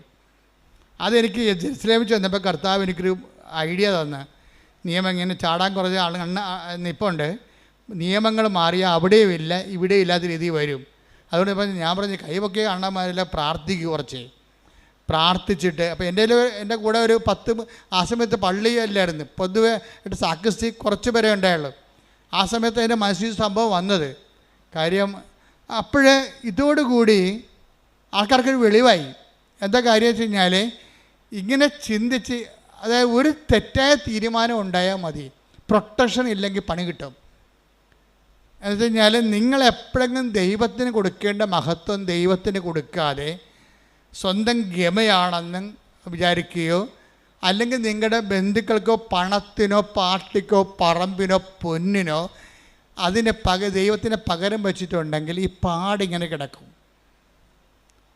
ഒറ്റടക്ക് പോകത്തില്ല ഈ സംഭവം. ഇത് എക്സിറ്റ് അടിച്ച് പോയിട്ടുണ്ടെങ്കിൽ ഏത് രാജ്യത്ത് പോലെ നിങ്ങൾ എക്സിറ്റ് ആകും കമ്പ്യൂട്ടർ നോക്കുമ്പോൾ. അതുപോലെ നിങ്ങൾ ഒരിക്കൽ ദൈവത്തിന് പണി കൊടുത്തിട്ടുള്ളതാണ്. നിങ്ങളിപ്പോൾ അയ്യോ ഞാൻ സാക്ഷ്യം പറയത്തൊന്നുമില്ല, ഞാൻ ആൾക്കാർ കേൾക്കത്തില്ല, നാത്തൂരുണ്ടാകും, ഇവിടെ അയൽവാസികളുണ്ടാകും, അവർ നാട്ടിൽ പോയി എന്ത് പറയും എന്നെക്കുറിച്ച്, അപ്പം എനിക്ക് ഇങ്ങനെ പ്രശ്നം ഉണ്ടായെന്ന് അറിയത്തില്ലേ. അപ്പോൾ പ്രശ്നം ഉണ്ടായെന്ന് ആൾക്കാർ അറിയുകയും ചെയ്യരുത്, എന്ന സൂത്രത്തെ അനുഗ്രഹം അടിച്ച് മാറ്റുകയും ചെയ്യണം എന്നാ പറഞ്ഞിരിക്കുന്ന സൂത്രക്കാരികളുണ്ട്. നിങ്ങളോടാണ് ഞാൻ പറയണത്. നിങ്ങൾ ഓടണത് വെയിൽ വരെയേ ഉള്ളൂ, ഓന്തുപോലെ തിരിച്ചു വരും സാധനം. എന്താ കാര്യം, തിരിച്ച് വരുമ്പോൾ ആദ്യം ഉണ്ടായിരുന്ന മോന്തം ഉണ്ടാകത്തില്ല. കുറച്ച് അയലൊക്കെ നൂലിൻ്റെ പെസക ഉണ്ടെന്ന് പറയും ഞങ്ങളുടെ നാട്ടിലൊക്കെ. എന്താ പറ്റുക വെച്ച് കഴിഞ്ഞാൽ ഇയാൾ ഇനി 2ാമത്തെ ടെസ്റ്റ്, ഡബിൾ ടെസ്റ്റ് വരും. നീ ഫേക്കാണെന്ന് മനസ്സിലായ സ്ഥിതിക്ക് പിന്നെ 2 ടെസ്റ്റ് ആവും. ആൾക്കാർക്ക് എന്നാ പ്രശ്നം എന്നറിയാവോ, ആൾക്കാർ ഭയങ്കരമായിട്ട് ഉടമ്പടിയൊക്കെ എടുത്ത് കസറിക്കൊണ്ട് പ്രാർത്ഥിക്കും, എന്നാലും ഉള്ളിൽ വിശ്വസിക്കും. ഇതൊക്കെ എല്ലാവരും ഒക്കെ കുറച്ച് കഴിയുമ്പോൾ പറയേ ഉടമ്പടി എടുത്തില്ലെങ്കിൽ എനിക്ക് കൊച്ചിനെ കിട്ടുമായിരുന്നു. ഇതൊക്കെ ദൈവത്തിന് അറിയാവേ. നീ മനസ്സിൽ വിചാരിക്കണത് തന്നെ. Take the bed of God. 139 സങ്കീർത്തനം 1 മുതലുള്ള തിരുവചനങ്ങൾ. കർത്താവെ അവിടുന്ന് എന്നെ പരിശോധിച്ചറിഞ്ഞിരിക്കുന്നു. പണിയായി. എങ്ങനെയുണ്ട് ഏറ്റു പറഞ്ഞേ, കർത്താവേ അവിടുന്ന് എന്നെ പരിശോധിച്ച് അറിഞ്ഞിരിക്കുന്നു. ഞാൻ ഇരിക്കുന്നതും എഴുന്നേൽക്കുന്നതും അവിടുന്ന് അറിയുന്നു. എന്റെ വിചാരങ്ങൾ അവിടുന്ന് അകലെ നിന്ന് മനസ്സിലാക്കുന്നു. ക്യാമറ വെച്ചിരിക്കുകയാണ് ഇവിടെ, കണ്ടത്തില്ലേ? ക്യാമറ ഇപ്പോഴല്ല മനുഷ്യൻ കണ്ടുപിടിച്ചത്. ദൈവത്തിന് പണ്ടേ സംഭവമുണ്ട്. ഞാൻ നിന്റെ മൂമെൻറ്റ്സുകൾ അകലെ നിന്ന് വീക്ഷിച്ചുകൊണ്ടിരിക്കുകയാണെന്നാണ് പറഞ്ഞത്. അപ്പോൾ എന്ന് വെച്ച് കഴിഞ്ഞാൽ എൻ്റെ അർത്ഥം എന്ന് വെച്ച് കഴിഞ്ഞാൽ നിങ്ങളെ പല ആൾക്കാരും ദൈവത്തെ വിശ്വസിക്കുന്നുണ്ടെങ്കിലും കുറച്ച് കഴിയുമ്പോൾ നിങ്ങൾ ഒരു 5-6 മാസം കഴിയുമ്പോൾ നിങ്ങൾ സാക്ഷ്യം പറഞ്ഞാൽ പോലും നിങ്ങൾ പറയും അതിപ്പോൾ അങ്ങ് അത് മറ്റു തരത്തിൽ നടക്കുമായിരുന്നു. ഇപ്പോൾ ഞാൻ ഉടമ്പടി എടുത്തില്ലെങ്കിൽ ചിട്ടി വീഴുമായിരുന്നു, ഞാൻ ഉടമ്പടി എടുത്തില്ലെങ്കിലും ആ സ്ഥലം വിറ്റു പോകുമായിരുന്നു. എൻ്റെ പൊന്നു മകനെ ഇങ്ങനെ എങ്ങാനും വിചാരിച്ചാൽ അതിൻ്റെ അർത്ഥം എന്താണ്? നീ ഇത്രയും നാളെ കാട്ടിക്കൂട്ടിയതും എല്ലാം അണ്ടർ എസ്റ്റിമേറ്റ് ആയി സാധനം. ഇനി ഏത് കാലത്ത് നിനക്ക് ദൈവത്തിൻ്റെ അടുത്ത് വരാൻ പറ്റും? പല സമയത്ത് നീ ഞെളിഞ്ഞു നിന്ന് കർത്താവിൻ്റെ മുമ്പിൽ പറഞ്ഞതാണ് ദൈവമാണ് എന്നെ സഹായിച്ചതെന്ന്. ഇതിൽ ആ പ്രാർത്ഥനയുടെ കെട്ട് വിട്ടപ്പോൾ നീ തനി നിറം കാണിക്കും. അതിപ്പോൾ അല്ലെങ്കിൽ ഞാൻ ജയിക്കുമായിരുന്നു, ഞാൻ കുറേ കഷ്ടപ്പെട്ടതല്ലേ. അതായത് ഒരിക്കലും നിങ്ങൾക്ക് പറ്റിക്കുന്ന അബദ്ധം എന്തറിയാവോ, സാക്ഷ്യം പറയുന്നവന് 10 മാർക്ക്. ഇനി ഈ സാക്ഷ്യം പ്രതിസാക്ഷ്യമാകും, കൗണ്ടർ വിറ്റ്നസിങ്ങും ആകും, അതിന് 20 മാർക്ക് നെഗറ്റീവാണ്. എന്താ കാര്യം? നിങ്ങളിപ്പം മകള് ജയിച്ചു, IELTS ജയിച്ചു, അല്ലെങ്കിൽ അവൾ റാങ്ക് അവർക്ക് MBBS അഡ്മിഷനുള്ള റാങ്ക് ലിസ്റ്റിൽ കയറി. ഇപ്പം നിങ്ങൾ പറയും ഞങ്ങൾ ഉടമ്പടി എടുത്തു, പത്രം കൊടുത്തു, പിന്നെ അവിടെ കൊണ്ട് ഉപ്പിട്ട് പ്രാർത്ഥിച്ചു, ദൈവം ഞങ്ങളെ സഹായിച്ചു എന്ന് പറയും. ഇപ്പം പറയും. ഒരു കൊല്ലം കഴിയുമ്പോൾ ഈ തള്ള തന്നെ നാക്കുകൊണ്ട് പറയും അല്ലെങ്കിൽ ഞാൻ കുഞ്ഞുനാൾ മുതലേ അവളുടെ കൂടെ ഇരുന്ന് പഠിപ്പിച്ചതാണ് അവളെ. ഞങ്ങളൊരു കാറ്റക്കിസത്തിന് പോലും വിടാതെയാണ് പഠിപ്പിച്ചിരിക്കുന്നത്. അത് അവൾക്കറിയാം. അതൊക്കെ തന്നെ അപ്പം തന്നെ കൗണ്ടായി പോയി. പിന്നെ ഈ സാധനം ഇനി നാളെ പോയി ദൈവത്തിനെ മറന്ന് അമ്മയും മകളെ പഠിപ്പിച്ചിരിക്കണ കാരണം ഇവൾ ആരെങ്കിലും വിശ്വാസം നിരക്കാത്തവനെ ലൈനടിച്ചിട്ട് അവസാനം വിശുദ്ധിയില്ലാത്ത വിശ്വാസമില്ലാത്ത കുഞ്ഞിനെ പ്രസവിക്കും. അതെന്താ ഈ അമ്മ വരുത്തി വെച്ചിരിക്കുന്ന സംഭവമാണിതെല്ലാം. ദൈവത്തെ മറന്ന് മക്കളെ കാറ്റഗറിസിന് പോലും വിടാതെ 1-ാം സ്ഥാനം പഠനത്തിന് കൊടുത്ത് ഉണ്ടാക്കലാണ് കാണിച്ചിരിക്കുന്നത്. ഒന്നും ഉറങ്ങിയാൽ നേരം വിളിക്കത്തില്ല. ദൈവത്തിൻ്റെ മുമ്പിലാണ് നിങ്ങൾ കളിക്കണമെങ്കിൽ നിങ്ങളെപ്പോഴും വിചാരിക്കണം എന്താണ്, ദൈവം ഉണ്ടായേക്കൊള്ളാം, ദൈവത്തെ അങ്ങനെ ഉള്ളിൻ്റെ ഉള്ളിൽ വേറെ ഒരു ചിന്തയുണ്ട് ആൾക്കാർക്ക്. ഇത്രയും നാൾ ഞാൻ കണ്ട ആൾക്കാർക്കെല്ലാം അവർക്ക് ഒരു പ്രൈമറി ആയിട്ട് നമ്മളെയൊക്കെ ബോധ്യപ്പെടുത്താൻ വേണ്ടിയുള്ള ഒരു മനുഷ്യൻ, നമ്മളെയൊക്കെ ബോധ്യപ്പെടുത്താൻ വേണ്ടി വിശ്വാസത്തിൻ്റെ ഒരു കച്ച കെട്ടിയ ഒരു മനുഷ്യൻ, ഒരു വിശ്വാസത്തിന് മുഖം മൂടി അണിഞ്ഞൊരു മനുഷ്യൻ. യഥാർത്ഥ അത് ഈ മുഖം മൂടിയുള്ള കാരണം ദൈവം ഇവനിട്ട് പണിയോ എന്നുള്ള കാര്യത്തിൽ ഒരു ഡൗട്ടും ഇല്ല. വിശ്വാസത്തിൽ മുഖം മൂടി വെച്ചാൽ ഇന്നല്ലെങ്കിൽ നാളെ 10 കൊല്ലം കഴിഞ്ഞാൽ എൻ്റെ കുമ്പാരി നിന്നെ പണിതിരിക്കും. എന്താ കാര്യം എന്നറിയാമോ? ഞങ്ങളുടെ നാട്ടിലെ ഭാഷയാണ് ഈ കുമ്പാരി എന്നൊക്കെ ഉള്ളത്. തലതൊട്ടപ്പനാണ് ഈ കുമ്പാരി എന്ന് വിളിക്കുന്നത്. അത് വെച്ച് കഴിഞ്ഞാൽ നീ ഇന്ന് ദൈവത്തിന് കൊടുക്കേണ്ട മഹത്വം ഇപ്പം കൊടുത്തിട്ട് കുറച്ച് കഴിയുമ്പോൾ എടുത്ത് വകമാറ്റി ചെലവഴിച്ച് കഴിഞ്ഞാൽ നീ അടയാളപ്പെടുത്തും ദൈവത്തിൻ്റെ മുമ്പിലേ. എന്താ കാര്യം? പിന്നെ ആത്മവികാരങ്ങൾ വരും. ഈ സാക്ഷ്യം പറയാത്തവരോ സാക്ഷ്യത്തിൽ നിലനിൽക്കാത്തവരോ സാക്ഷ്യം പറഞ്ഞതിന് ശേഷം 6 മാസം കഴിയുമ്പോൾ പിന്നെ അത് അല്ലെങ്കിൽ നടക്കുമായിരുന്നു എന്ന് പറയുന്ന ആൾക്കാരില്ല. അവരാണ് ഏറ്റവും അപകടകാരികൾ. സാക്ഷ്യമെല്ലാം പറഞ്ഞ് ഉറപ്പിച്ചതിന് ശേഷം 6 മാസം കഴിയുമ്പോൾ തന്നെത്താൻ ചിന്തിരിക്കുകയാണ്, അല്ലെങ്കിലും ആ സ്ഥലം വിറ്റ് മാറുമായിരുന്നു. അവിടെ ബസ് സ്റ്റാൻഡ് വന്നതൊന്നും നമ്മളറിഞ്ഞില്ലല്ലോ, റിയൽ എസ്റ്റേറ്റുകാരറിഞ്ഞ്. അപ്പോൾ അതുകൊണ്ട് ബസ് സ്റ്റാൻഡ് വന്ന കാരണം സ്ഥലത്തിന് വില കൂടണ കാരണം നമ്മുടെ സ്ഥലം നേരത്തെ അറിയാത്ത നമ്മുടെ കയ്യിൽ നിന്ന് അടിച്ചു മാറ്റിയതായിരുന്നു. ആ സ്ഥലം ഇന്ന് നമ്മുടെ കയ്യിൽ ഉണ്ടായിരുന്നെങ്കിൽ എത്ര ലക്ഷം രൂപ കിട്ടിയാലും അപ്പോൾ എന്ത് വരും? അന്ന് നിനക്ക് ജപ്തി നടപടിയിൽ നിന്ന് രക്ഷിച്ച ദൈവം ഇപ്പം ഞൊട്ടേണ്ടി വരണം. എന്താ കാര്യം? ദൈവം നിന്നോട് എന്താ അപരാധം ചെയ്ത പോലെയാണ് ഇപ്പം നീ പറയണത്. ആ സ്ഥലം വിറ്റുപോയത് ഇപ്പോൾ 6 മാസം ഇപ്പോഴാണ് ബസ് സ്റ്റാൻഡ് വന്നത്. നമുക്ക് ഈ ബസ് സ്റ്റാൻഡ് വന്ന കാര്യം പണ്ടേ റിയൽ എസ്റ്റേറ്റുകാർക്ക് അറിയാമായിരുന്നു. അതുകൊണ്ടാണ് അവന്മാർ വന്നിട്ട് പറഞ്ഞ വിലക്ക് സ്ഥലം എടുത്തിരിക്കണത്. നമുക്കറിയാൻ പല, അതുകൊണ്ട് നമ്മുടെ സ്ഥലം പോയി. ഓക്കെ, ദൈവത്തിന് ഒരിക്കൽ കൊടുത്ത മഹത്വം ജപ്തി നടപടിയിൽ നിന്ന് ഒഴിവാക്കിയതിന് ഇപ്പം നീ ബസ് സ്റ്റാൻഡ് വന്ന് നീ കൊടുത്ത സ്ഥലത്ത് വില കൂടിയപ്പോൾ നീ മാറ്റി ചിന്തിക്കാൻ തുടങ്ങി. ഇതാണ് കൗണ്ടർ വിറ്റ്നസ്സിങ് എന്ന് പറയുന്നത്. ഇതൊക്കെ നിനക്കറിയാം. ഒരു ചിന്ത നിൻ്റെ ഉള്ളിൽ വരുന്നുമ്പോൾ തന്നെ അത് ഞാൻ അറിയുന്നു. എൻ്റെ ദൈവവേദന നിങ്ങൾ തീക്കട്ടയിൽ ഉറുമ്പരിക്കരുത്. എന്താ പ്രശ്നം വെച്ച് കഴിഞ്ഞാൽ ആദ്യമേ തന്നെ ഉടമ്പടി എടുക്കുമ്പോൾ തന്നെ ദൈവമായിട്ടൊരു ഉടമ്പടി ചെയ്യണം. എന്താ കാര്യം? ദൈവത്തിന് കൊടുക്കേണ്ട മഹത്വം പറഞ്ഞേ. ദൈവത്തിന് കൊടുക്കേണ്ട മഹത്വം മനുഷ്യനോ മൃഗങ്ങൾക്കോ കൊടുക്കാതെ എന്റെ മരണം വരെ ദൈവത്തിന് മാത്രമേ കൊടുക്കൂ. അപ്പൊ ഈ മേഖലയിലെ കോളം കൃത്യമായിട്ട് പൂരിപ്പിച്ച പിന്നെ കുറച്ച് ആശ്വാസമായി. എന്താ കാര്യം? ഇനി നമുക്ക് പ്രശ്നമില്ല. നമ്മളെ ദൈവമായിട്ട് വിശ്വസ്തത എന്നുള്ള വിഷയത്തിൻ്റെ ഭാഗമായിട്ട് വരുന്ന പഠനങ്ങളാണിത്. ഉടമ്പടി എടുത്തതിന് ശേഷം സാക്ഷ്യം പറഞ്ഞതിന് ശേഷം പിന്നെ 6 മാസം കഴിയുമ്പോൾ സാക്ഷ്യം മറിച്ച് ചിന്തിക്കുമ്പോൾ അവിശ്വസ്തതയാണ് അവിടെ വരണത്. അപ്പോൾ അത് വിശ്വസ്തതയിൽ ഉടമ്പടിയുടെ കാര്യത്തിൽ വിശ്വസ്തത മരണം വരെയാണ് വരണത്. അപ്പം അങ്ങനെ വരുമ്പോൾ എന്താ വെച്ച് കഴിഞ്ഞാൽ ദൈവം ഒരാളെ വിശ്വസിച്ച് പോയാൽ അയാളുടെ ക്വാളിറ്റി ആയിരിക്കും അത്. അല്ല ഓരോ അണ്ണന്മാർ വന്ന് അങ്ങോട്ട് ഉന്തുമ്പോൾ അങ്ങോട്ട് പോകും, ഇങ്ങോട്ട് ഉന്തുമ്പോൾ ഇങ്ങോട്ട് വരും, അങ്ങനെ എടുക്കത്തില്ല. അവിടെ ക്വാളിറ്റിയാണ്. അതിപ്പോൾ ഞാൻ അങ്ങനെ ചെയ്തു പോയി, അയാളപ്പം അങ്ങനോട് പറഞ്ഞപ്പോൾ എനിക്ക് അതാണ് സത്യമെന്ന് വിചാരിച്ച് ഞാൻ ഈ ദൈവത്തിനെതിരെ സംസാരിക്കുന്നതിന് വെച്ച് പൊറപ്പിക്കത്തില്ല. നിങ്ങൾ എന്നെക്കുറിച്ച് എന്ത് ചുക്ക് സംസാരിച്ചാൽ എനിക്ക് പ്രശ്നമില്ല. ഞാൻ നിങ്ങൾ മരിച്ചു പോയിട്ട് മണ്ണടിക്കുന്ന ആൾക്കാരാണ്. നിങ്ങൾ എന്നെ അംഗീകരിച്ചുകൊണ്ട് എനിക്ക് എന്നാ കിട്ടാനാണ്? ഒന്നും കിട്ടാനില്ല. പക്ഷേ ഞാൻ കർത്താവിൻ്റെ വചനമാണ് നിങ്ങൾ പറഞ്ഞിട്ടുണ്ടെങ്കിലല്ല ദൈവത്തിൻ്റെ ദിവസം എനിക്കൊരു ഓർമ്മ കിട്ടും, എനിക്കത് മതി. അതുകൊണ്ടാണ് ഞാൻ ഇങ്ങനെ മോശമായിട്ട് സംസാരിക്കണത്. ജനങ്ങളെ വിശുദ്ധീകരിക്കാനും ശക്തീകരിക്കാനും മരണം വരെ ദൈവത്തിൻ്റെ തിരുസന്നിധി കർത്താവിൻ്റെ വിശുദ്ധമായ രക്തത്തെ വീണ്ടെടുക്കപ്പെട്ട ദൈവത്തിൻ്റെ അവകാശമായി നിങ്ങളെ സംരക്ഷിക്കാനുള്ള ബാധ്യതയ്ക്കാണ് ഈ പട്ടം മേടിച്ചിരിക്കുന്നത്. ഞാൻ എന്തെങ്കിലും നിങ്ങൾ പറയണമെന്ന് വെച്ച് കഴിഞ്ഞാൽ ഞാൻ നിങ്ങൾ നിശ്ചയിക്കല് ചെയ്യണത് നിങ്ങൾക്ക് ഉപ്പായിക്കൊണ്ട് നിങ്ങൾ കേടുവരാതെ സൂക്ഷിക്കപ്പെടണമെന്നുണ്ട്. എവിടെ വരെയാണ്? നിത്യതയിൽ ദൈവത്തെ കണ്ടെത്തുന്നവരെ. വാട്ട് സ്പിരിറ്റ് ലീഡ്സ് യു എന്ന് കർത്താവ് ചോദിച്ചത് എന്തുകൊണ്ടാണ്? എന്തരൂപിയാണ് നിങ്ങൾ നയിക്കണതെന്ന്. കർത്താവ് എപ്പോഴും ഇൻസ്പെക്ട് ചെയ്യുന്ന ഒരു ചോദ്യമാണത്. നിങ്ങൾ നയിക്കണ അരൂപി എന്താണെന്ന്. കളിയാക്കുന്നവർ നയിക്കണ അരൂപി എന്താണ്? കളിയാക്കി കേട്ടപ്പോൾ കുഞ്ഞിനെ അബോർഷൻ ചെയ്യാൻ പോകുന്ന ഇവളെ നയിക്കണ അരൂപി എന്താണ്? ദുഷ്ടാരൂപിയാണ് അല്ലെങ്കിൽ ലോകാരൂപിയാണ്. ലോകാരൂപിയിലെ ദുഷ്ടാരൂപിയിലെ ഉടമ്പടി വർക്ക് ചെയ്യത്തില്ല. എന്താ കാര്യം? ഈ ആത്മാവിനെ സ്വീകരിക്കാൻ. Take the word of God 14:17 ശ്രദ്ധിക്കട്ടെ. ഹല്ലേലൂയ ഹല്ലേലൂയ ഹല്ലേലൂയ ഹല്ലേലൂയ യേശുവേ നന്ദി. ഹല്ലേലൂയ ഹല്ലേലൂയ ഹല്ലേലൂയ. യോഹന്നാൻ 14:17 ഈ സത്യാത്മാവിനെ സ്വീകരിക്കാൻ ലോകത്തിന് സാധിക്കുകയില്ല. ഞൊട്ടി കേട്ടല്ല സംഭവം. എന്താ സംഭവിക്കണം ഒന്ന് പറഞ്ഞേ. ഈ സത്യാത്മാവിനെ സ്വീകരിക്കാൻ ലോകത്തിന് പറ്റത്തില്ല. ലോകത്തിന് പറ്റത്തില്ലെന്ന് പറഞ്ഞാൽ എന്താണ്? അമേരിക്കയ്ക്കും ആഫ്രിക്കയ്ക്കും പറ്റത്തില്ല. ലോകാരൂപിയാൽ നയിക്കപ്പെടുന്നവർക്ക് കർത്താവിൻ്റെ പരിശുദ്ധാത്മാവ് സ്വീകരിക്കാൻ പറ്റത്തില്ല. പരിശുദ്ധാത്മാവ് ഉണ്ടെങ്കിൽ അത് സാക്ഷ്യത്തിൻ്റെ ആത്മാവാണ്.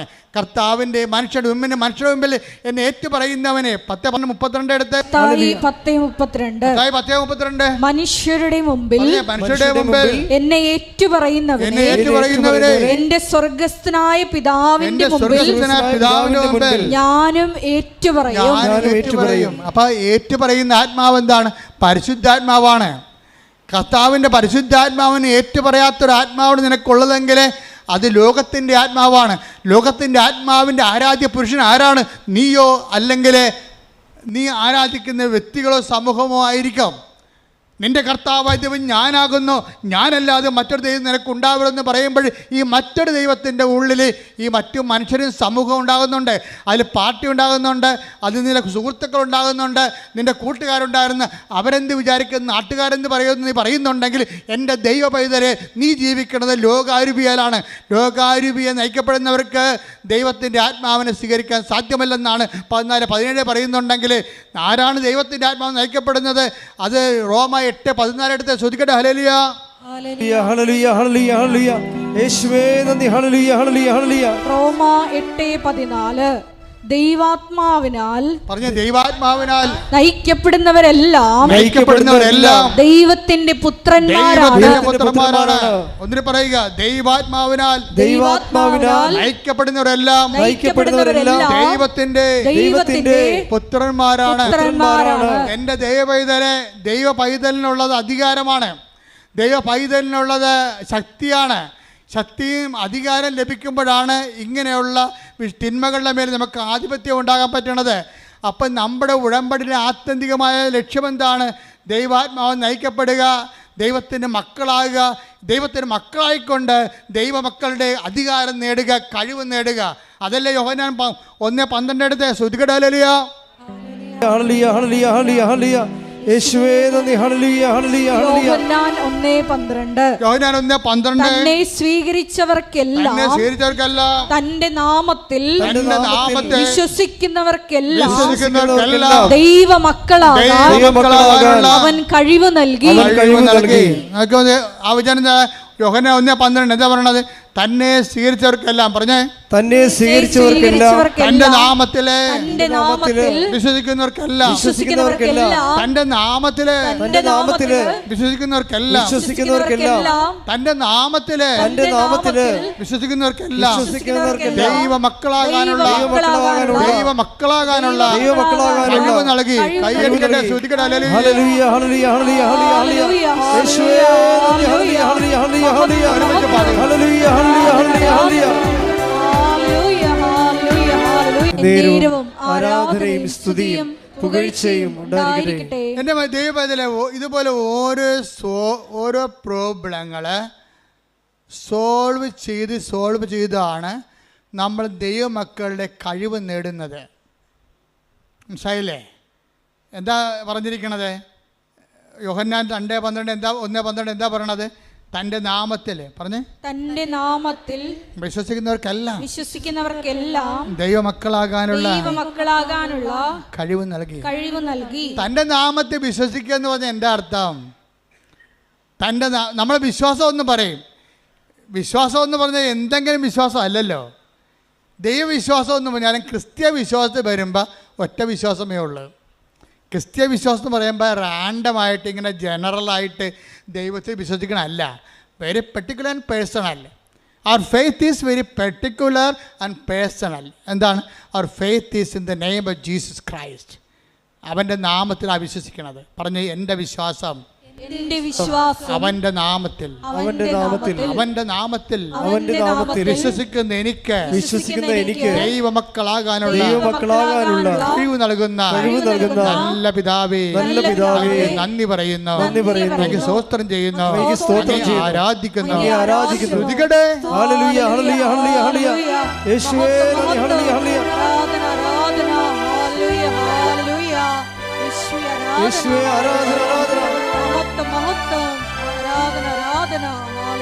ഈ വിഷയത്തിലെ ഒരു ക്ലാരിറ്റി ഉണ്ടാക്കണം നല്ലതാണ്. കൃപാസനം ധ്യാനത്തിൻ്റെ ഒരു പ്രത്യേകത നിങ്ങൾ അറിയാം. അത് ലളിതമായിരിക്കും, വ്യക്തമായിരിക്കും വിഷയം. നിങ്ങളോട് എന്താ പറഞ്ഞത്? വിശ്വാസം നിങ്ങൾ ക്ലാരിഫൈ ചെയ്യണം. Clarifying the faith. എന്താ സംഭവം? നമ്മുടെ വിശ്വാസം എവിടെയാണ്? അവൻ്റെ നാമത്തിലാണ്. ആരുടെ നാമത്തിലാണ്? യേശുവിൻ്റെ നാമത്തിലാണ് വിശ്വസിക്കണം. ഈ യേശുവിൻ്റെ നാമത്തിലുള്ള വിശ്വാസം എന്തുകൊണ്ടാണ് നമ്മൾ അവൻ്റെ നാമത്തിൽ വിശ്വസിക്കണം? എന്താ കാര്യം? അവൻ്റെ നാമത്തിൽ, വേറെ എന്തെങ്കിലും നാമത്തിൽ വിശ്വസിക്കാൻ പാടില്ലേ? എല്ലാ മതങ്ങളും ഓരോ വഴികളാണെന്നല്ലേ പറയണത്. വേറെ ഏതെങ്കിലും നാമത്തിൽ വിശ്വസിക്കാൻ പാടില്ലേ? പറ്റത്തില്ല. എന്താ കാര്യം? അവൻ മാത്രമാണ് നിൻ്റെ പാപത്തിന് പരിഹാരം ചെയ്തത്. അതാണ് വിഷയം. അവൻ്റെ നാമത്തിൽ അവൻ പ്രകൃത്യ ദൈവമായിരിക്കവേ, പറഞ്ഞേ, അവൻ പ്രകൃത്യ ദൈവമായിരിക്കവേ ദൈവത്തോടുള്ള സമാനത മുറുകെ പിടിക്കേണ്ട കാര്യമായി പരിഗണിക്കാതെ തന്നെ തന്നെ താഴ്ത്തി മരണത്തോളം കുരിശു മരണത്തോളം തന്നെ തന്നെ താഴ്ത്തി. അതിനാൽ ദൈവം അവനെ അത്യധികം ഉയർത്തി എല്ലാ നാമങ്ങളെക്കാൾ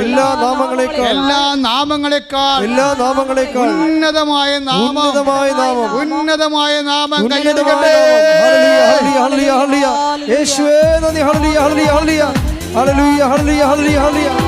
പുകഴ്ചയും ഉണ്ടായിരിക്കട്ടെ. അതാണ് പൗലോസ് പറയണത്. ഞാൻ ആശ്രയം വച്ചിരിക്കുന്നത് ആരിലാണെന്ന് എനിക്കറിയാം. എന്താണ്? എല്ലാ നാമങ്ങളെക്കാൾ ഉന്നതമായ നാമത്തിലാണ്. അതിനാൽ ദൈവം അവനെ അത്യധികം ഉയർത്തി എല്ലാ നാമങ്ങളെക്കാൾ ഉന്നതമായ നാമം അവിടത്തേക്ക് നൽകി. അതിനാൽ അവൻ്റെ നാമം കേൾക്കുന്ന മാത്രയിൽ take the bed of God. ശ്രുതിക്കട്ടെ. ഹല്ലേലൂയ ഹല്ലേലൂയ.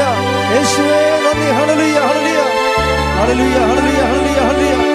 യേശുവേ സ്തുതി. ഹല്ലേലൂയ ഹല്ലേലൂയ ഹല്ലേലൂയ ഹല്ലേലൂയ. 2:9-10 ആകയാൽ ദൈവം അവനെ അത്യധികം ഉയർത്തി. പറഞ്ഞേ, ആകയാൽ ദൈവം അവനെ അത്യധികം ഉയർത്തി. ആകയാൽ ദൈവം അവനെ അത്യധികം ഉയർത്തി. എല്ലാ നാമങ്ങൾക്കും ഉപരിയായ നാമം നൽകുകയും ചെയ്തു. ഇത് യേശുവിന്റെ നാമത്തിന് മുമ്പിൽ സ്വർഗത്തിലും ഭൂമിയിലും പാതാളത്തിലുമുള്ള സകലരും മുട്ടുകൾ മടക്കുന്നതിനും യേശു ക്രിസ്തു കർത്താവാണെന്ന് പിതാവായ ദൈവത്തിന്റെ മഹത്വത്തിനായി എല്ലാ നാവുകളും ഏറ്റുപറയുന്നതിനും വേണ്ടിയാണ്. അപ്പൊ യേശു ക്രിസ്തു ആരാണെന്ന് പറഞ്ഞത്? കർത്താവ്. എങ്ങനെ കർത്താവ് ആകണത്? ഫിലിപ്പിയർ 2:11. യേശുക്രിസ്തു കർത്താവാണെന്ന് പിതാവായ ദൈവത്തിന്റെ മഹത്വത്തിനായി എല്ലാ നാവുകളും ഏറ്റുപറയുന്നതിനും വേണ്ടിയാണ്. അതായത് എല്ലാ നാവുകളും ഏറ്റു പറയണം. എന്താ പറയണം? യേശുക്രിസ്തു കർത്താവാണെന്ന്. എന്തുകൊണ്ടാണ് ഇവൻ കർത്താവായത്? എല്ലാ നാമങ്ങളുടെയും ഉന്നതമായ നാമം. എല്ലാ നാമങ്ങളെന്ന് പറയുന്നത് എന്താണ്? ഇപ്പം ജപ്തി എന്ന് പറഞ്ഞ ഒരു നാമമല്ലേ? ബാങ്ക് മാനേജർ നമ്മൾ പറയുന്ന ഒരു നാമമാണ് ജപ്തി. ക്യാൻസർ ഡോക്ടർ പറയുന്ന ഒരു നാമമാണ്. അങ്ങനെ ലോകത്ത് ജപ്തികളുണ്ട്. അതുപോലെ തന്നെ പലതരത്തിലുള്ള നാമങ്ങളുണ്ട്. സംശയം ഒരു നാമമാണ്, മദ്യപാനം ഒരു നാമമാണ്. ഇങ്ങനെ എല്ലാ നാമങ്ങളെക്കാൾ ഉന്നതമായ നാമം. ഈ ഉന്നതമായ നാമം കൊണ്ട് മനുഷ്യന് സങ്കടങ്ങളുണ്ടാക്കുന്ന, രോഗങ്ങളുണ്ടാക്കുന്ന, തകർച്ച ഉണ്ടാക്കുന്ന, അപമാനം ഉണ്ടാക്കുന്ന എല്ലാ നാമങ്ങളെയും അവൻ കുരിശിൽ ബന്ധിച്ചിരിക്കുന്നു. കൈയടിക്കട്ടെ, ശ്രദ്ധിക്കട്ടെ.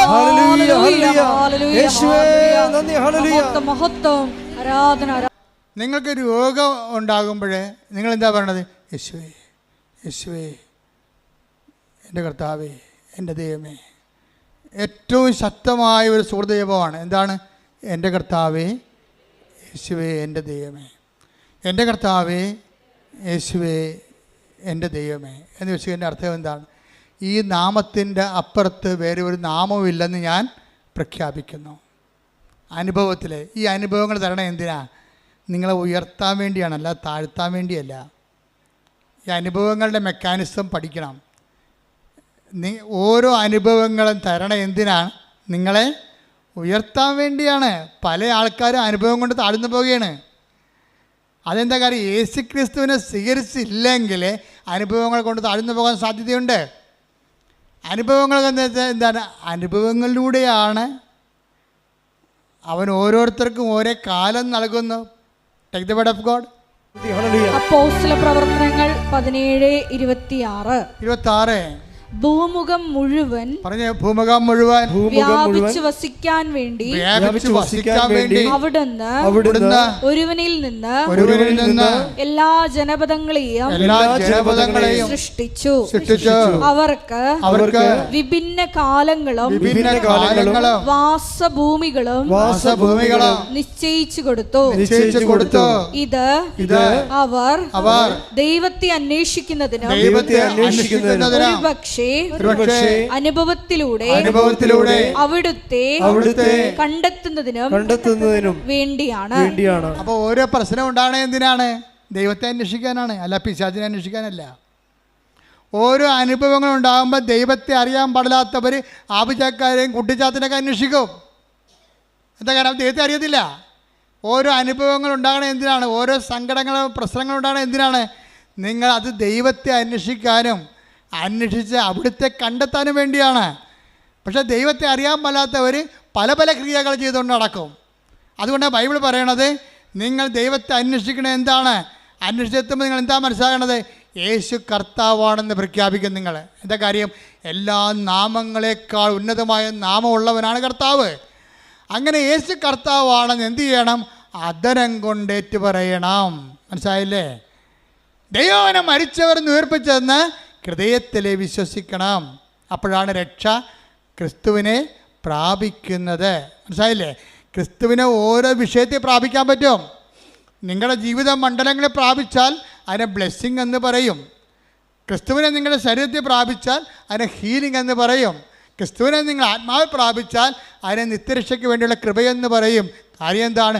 ക്രിസ്തു എല്ലാമാണ്, എല്ലാവരിലുമാണ്. കൊളോസ്യസ് 3:11 കൈയടിച്ച് സ്തുതിക്കട്ടെ. ഹല്ലേലൂയ, ഹല്ലേലൂയ, ഹല്ലേലൂയ, ഹല്ലേലൂയ, ഹല്ലേലൂയ. യേശുവേ നന്ദി. ഹല്ലേലൂയ, ഹല്ലേലൂയ, ഹല്ലേലൂയ, ഹല്ലേലൂയ. കൊളോസ്യസ് 3:11 ക്രിസ്തു എല്ലാമാണ്, ക്രിസ്തു എല്ലാമാണ്, ക്രിസ്തു എല്ലാമാണ്, എല്ലാവരിലുമാണ്, എല്ലാവരിലുമാണ്. അപ്പോൾ ഇവിടുത്തെ കാത്തലിക്സ് അല്ലാത്തവരും ക്രിസ്ത്യൻസ് അല്ലാത്തവരും ഒന്നും വിഷമിക്കേണ്ട കാര്യമില്ല. നിങ്ങളുടെ കണ്ണീരിൻ്റെ കാലത്ത് നിങ്ങൾ കർത്താവിനെയാണ് വിളിക്കണത്. എല്ലാ വിഷയത്തിൻ്റെയും നാമത്തിൻ്റെയും അതിനാഥനായ കർത്താവിനെ വിളിക്കണമെന്നുണ്ടെങ്കിൽ അത് സത്യസന്ധമായിരിക്കണമെന്ന് മാത്രമേ ഉള്ളൂ. ക്രിസ്തുവിനേക്കാൾ ഉപരി, എന്നെക്കാൾ ഉപരി സ്വന്തം വീട്ടുകാരെയോ നാട്ടുകാരെയോ ബന്ധുക്കളെയോ സ്വന്തപ്പെട്ടവരെയോ സ്നേഹിക്കുന്നവർ ഐ ഡോണ്ട് വാണ്ട്, എനിക്ക് ആവശ്യമില്ലെന്ന് ഈശോ പറഞ്ഞത്. Take the word of God. ശ്രുതിക്കട്ടെ. ഹല്ലേലൂയ, ഹല്ലേലൂയ, ഹല്ലേലൂയ, ഹല്ലേലൂയ, ഹല്ലേലൂയ.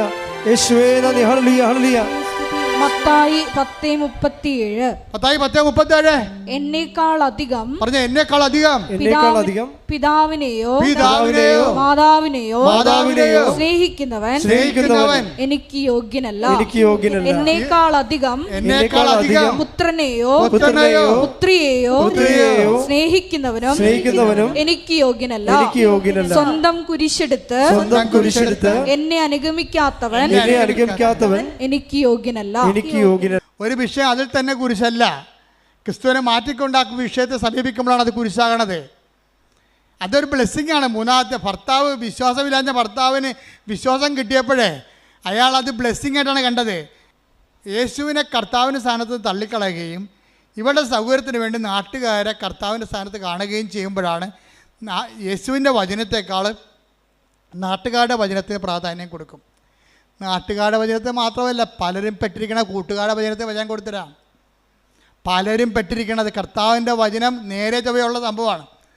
നിങ്ങളുടെ കയ്യിൽ ഉടായ്പുണ്ടെങ്കിൽ മാത്രമേ കൂട്ടുകാരുടെ വചനത്തിന് പ്രാധാന്യം കൊടുക്കുകയുള്ളൂ. എനിക്ക് ഏറ്റവും പേടി ആൻറ്റിമാരെയാണെന്ന് ഞാൻ എപ്പോഴും പറയും. എല്ലാ പ്രസംഗത്തിലും പറയും ആൻറ്റിമാരെ. കാര്യം ഞാൻ അനുഭവിച്ചിട്ടുള്ളൊരു ജന്മമാണത്. നിങ്ങളുടെ പല മക്കളും വഴിതെറ്റിപ്പോയതിൻ്റെ പിന്നിൽ ഈ ആൻറ്റിമാരുടെ കൈയുണ്ട്. അവർ വഴിപിഴപ്പിച്ചിട്ടാണ്. അവർ നല്ല വാക്ക് ഒരു ശാസനം കൊടുക്കുന്ന ആൻറ്റിമാരില്ലെന്നല്ല പറയണത്. പലപ്പോഴും നിങ്ങളുടെ ശമ്പളമോ നിങ്ങളുടെ ഈ അവിടുന്ന് യൂറോപ്പിൽ അവിടെയൊക്കെ വരുമ്പോൾ ഉണ്ടാകുന്ന അല്ലെങ്കിൽ നിങ്ങളുടെ നാട്ടിലെ ശമ്പളത്തിൽ നിന്ന് എന്തെങ്കിലുമൊക്കെ നക്കാപ്പിച്ച നശ കിട്ടി വളരണ ആൻറ്റിമാരും കൂട്ടുകാരും ഒക്കെ ആയിരിക്കും നിങ്ങളെ ദൈവത്തിൽ നിന്ന് അകറ്റണത്. ഒരുവൻ്റെ ശത്രു അവൻ്റെ കുടുംബത്തിൽ തന്നെയെന്ന് കർത്താവ് പറഞ്ഞു. അതുകൊണ്ടാണ് ശ്രദ്ധിക്കട്ടെ. ഹല്ലേലൂയ. Take the word of God. Mathayi 10:36 സ്വന്തം കുടുംബത്തിൽപ്പെട്ടവർ തന്നെയായിരിക്കും ഒരുവൻ്റെ ശത്രുക്കൾ. ക്രിസ്തുവിനെ നമ്മൾ അകറ്റിക്കളയുന്ന ആൾക്കാരുടെ പേരാണ് എന്താണ്? ശത്രു. അവൻ ആരായിരിക്കും? മിക്കവാറും നിങ്ങളുടെ കുടുംബത്തിൽ തന്നെയായിരിക്കും. നിങ്ങളുടെ കുടുംബത്തിൽ തന്നെയായിരിക്കും. അപ്പം നിങ്ങളെന്താ ചെയ്യണം? എല്ലാ കാര്യങ്ങൾക്കും കർത്താവിൻ്റെ വചനങ്ങളുണ്ട്. ഇല്ലെങ്കിൽ അതിൻ്റെ സത്യാവസ്ഥ ആ ഒരു സാഹചര്യത്തിൽ നിങ്ങൾ എന്താണ് ചെയ്യേണ്ടതെന്ന് പറയാൻ വേണ്ടി ഞങ്ങളെപ്പോലുള്ളവർ അഭിഷേകം ചെയ്ത് വെച്ചിട്ടുണ്ട്. ഇപ്പോൾ 2 ഉടമ്പടിയൊക്കെ കഴിഞ്ഞിട്ട് 1 ഉടമ്പടി കഴിഞ്ഞിട്ടുമ്പോൾ ചില ആൾക്കാർ പോകത്തില്ല. പ്രാർത്ഥിച്ച് വിട്ടാലും പോകത്തില്ല. നിനക്കിടിയാണെങ്കിൽ ഞാൻ പറഞ്ഞു എന്തടി അച്ഛാ അതെ ഇത് അവസാനത്തെ പരീക്ഷ ഞാൻ എഴുതണ വേണ്ടെന്നൊന്ന് പറയണം. ഞാൻ 5 എണ്ണം എഴുതി, കാശ് ഇത്രയും പോയി, 47,000 രൂപ അല്ല 4 ലക്ഷം രൂപ പോയി. ഇനി ഒരു പരീക്ഷ കൂടിയാണ്, കാശിയും വിട്ട് തരത്തില്ല, ഞാൻ എഴുതണ വേണ്ടെന്ന് പറയണം. അപ്പോൾ ഞാൻ അവർക്ക് തട്ടുതടിച്ച് പറഞ്ഞ് നീ എഴുതടി എന്ന് പറയും. എന്താ കാര്യം? അത് അധികാരമാണ്. ഞാനത് പറയണത് എന്താണ്? കർത്താവിലാണ് പറയണത്. പിന്നെ എൻ്റെ റിസ്ക് ആർക്കാണ്? കർത്താവിലാണ്. ഞാനും അവളും കർത്താവിൽ വിശ്വസിക്കുന്നു.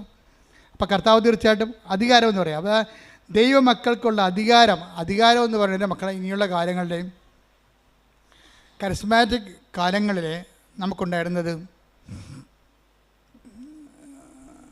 അത്ഭുതങ്ങളും അടയാളങ്ങളുമാണ്.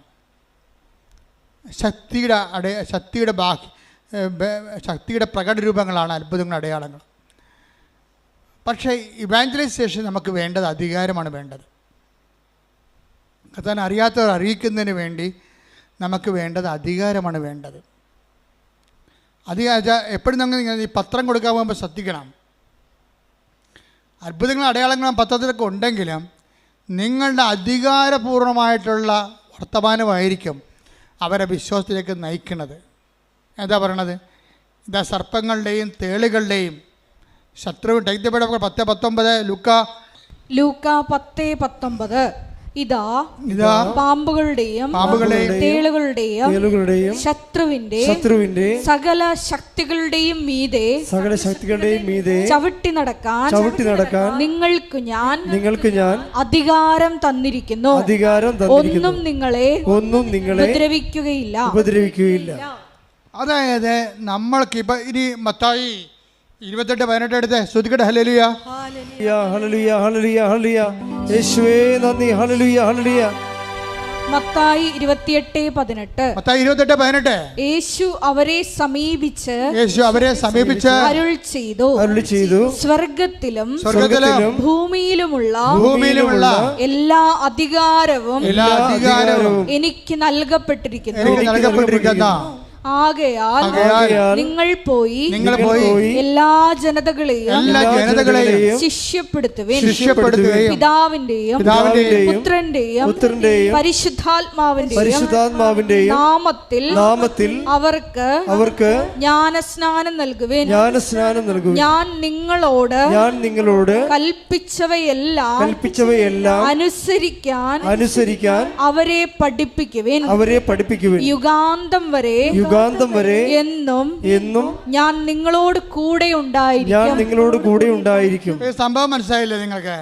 ഈ സുവിശേഷം കൈമാറ്റത്തിന് വേണ്ടത് അധികാരമാണ്, ശക്തിയല്ല. ശക്തിയും അടയാളം മാത്രമല്ല, അധികാരം വേണം. അധികാരം വേണമെന്നുണ്ടെങ്കിൽ അധികാരത്തിന് എപ്പോഴും നമുക്കറിയാം അധികാരം എങ്ങനെ ഉണ്ടാകണം. സഭയിൽ അധികാരം ഉണ്ടാകാൻ ഒത്തിരി മാർഗങ്ങളുണ്ട്. അധികാരം ഉണ്ടാകാൻ ഒത്തിരി മാർഗങ്ങൾ നമുക്കുണ്ട്. അത് ഒരു അധികാരം ലോ സ്റ്റാറ്റസിങ് ആണ്. ഉടമ്പടിയിലെ ഏറ്റവും ഘടകമാണ് ലോ സ്റ്റാറ്റസിങ്. എന്നുവെച്ചാൽ അതിനാൽ അത്യധികം അവനെ ഉയർത്തി എല്ലാ നാമങ്ങൾക്ക് ഉന്നതമായ നാമം അവിടത്തേക്ക് നൽകി. അവന് നാമം കേൾക്കുമ്പോഴേ താഴെ പാതാളത്തിന് ഭൂസ്വർഗങ്ങളുമുള്ള എല്ലാ ജീവജാലങ്ങളും മുഴങ്കാൽ മടക്കേണ്ടിയിരിക്കുന്നു. അധികാരത്തിന് ശക്തി അതാണ്. അധികാരമെന്ന് പറയുമ്പോൾ അധികാരമുള്ളവർക്ക് മാത്രമേ സുവിശേഷ വേല ചെയ്യാൻ പറ്റത്തുള്ളൂ. അതുകൊണ്ട് നിങ്ങൾ പത്രം കൊടുക്കുന്നവർ കർത്താവേ സുവിശേഷ ചൈതന്യത്തിൻ്റെ അധികാരം തരാൻ പ്രാർത്ഥിക്കണം. കാരണം നിങ്ങൾ പോണ തേളുകളുടെയും പാമ്പുകളുടെയും ശത്രുവിൻ്റെ സകല ശക്തികളുടെ നേർക്കാണ് പോണത്. നിങ്ങൾ പറയും അച്ഛന് കാശുണ്ടാക്കാനാണത്, നിങ്ങൾക്ക് എന്ത് കാര്യം, നിങ്ങൾക്ക് വിദ്യാഭ്യാസമില്ലേ, നിങ്ങൾക്ക് എന്താ പത്രം നടക്കേണ്ട കാര്യമുണ്ട്. എല്ലാ ശത്രുക്കളുടെയും തേളുകളുടെയും ശത്രുവിൻ്റെ പിശാചിൻ്റെ എല്ലാ ശക്തികളുടെ അടുത്തേക്കാണ് നിങ്ങൾ പോണത്. ആ ശക്തിയെ അതിജീവിക്കുന്ന അധികാരം തന്നാൽ നിങ്ങളെ വിടുന്നത്.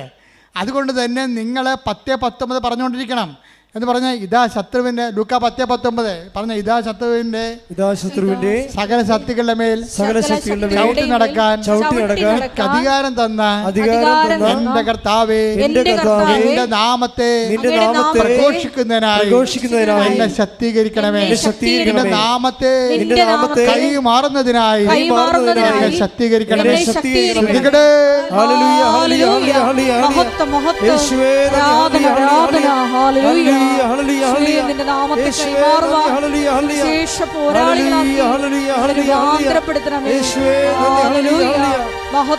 മത്തായിയുടെ സുവിശേഷം അവസാനിക്കണത് മത്തായിയുടെ സുവിശേഷം 18 എടുത്ത് 28-18 അങ്ങോട്ട് വായിച്ചൊന്നുകൂടി. അവരെ സമീപിച്ച് അരുളി ചെയ്തു, സ്വർഗത്തിലും ഭൂമിയിലുമുള്ള എല്ലാ അധികാരവും എനിക്ക് നൽകപ്പെട്ടിരിക്കുന്നു. അടുത്ത വാചനം, ആകയാൽ നിങ്ങൾ പോയി എല്ലാ ജനതകളെയും ശിഷ്യപ്പെടുത്തുവിൻ, പിതാവിന്റെയും പുത്രന്റെയും പരിശുദ്ധാത്മാവിന്റെയും നാമത്തിൽ അവർക്ക് ജ്ഞാനസ്നാനം നൽകുവിൻ. ഞാൻ നിങ്ങളോട് കൽപ്പിച്ചവയെല്ലാം അനുസരിക്കാൻ അവരെ പഠിപ്പിക്കുവിൻ. യുഗാന്തം വരെ എന്നും ഞാൻ നിങ്ങളോട് കൂടെ ഉണ്ടായിരിക്കും. അതാണ് 28-20. എന്താണ്? ഞാൻ നിങ്ങളോട് കൽപ്പിച്ചവയെല്ലാം അനുഷ്ഠിക്കുവാൻ അവരെ അഭ്യസിക്കുവേൻ. അതാണ് ഞാൻ പറഞ്ഞതുപോലെ അവൻ പറഞ്ഞതുപോലെ ചെയ്യുക. അതാണ് ഉടമ്പടി ഉദ്ദേശം എന്താണ്? അധികാരത്തോടുകൂടി കർത്താവിന് കൈമാറുകയും കർത്താവിൻ്റെ വചനം അനുസരിച്ചുകൊണ്ട് ജീവിക്കാൻ വേണ്ടി ഒരു ജനതയെ ഒരുക്കുകയും ചെയ്യുകയാണ്. അതിന് നെറ്റപ്പെട്ട് എന്താണ്? യുഗാന്ത്യം വരെ ഞാൻ നിങ്ങളുടെ കൂടെ ഉണ്ടായിരിക്കും. ഉടമ്പടി പ്രസൻസ് അങ്ങനെ വരണത്. കർത്താവിൻ്റെ വചനം അനുസരിച്ച് ജീവിക്കുമ്പോൾ വാഗ്ദാനത്തിൻ്റെ ഭാഗമാണ് ദൈവത്തിൻ്റെ സാന്നിധ്യം. കൈയടിക്കട്ടെ, സ്തുതിക്കട്ടെ.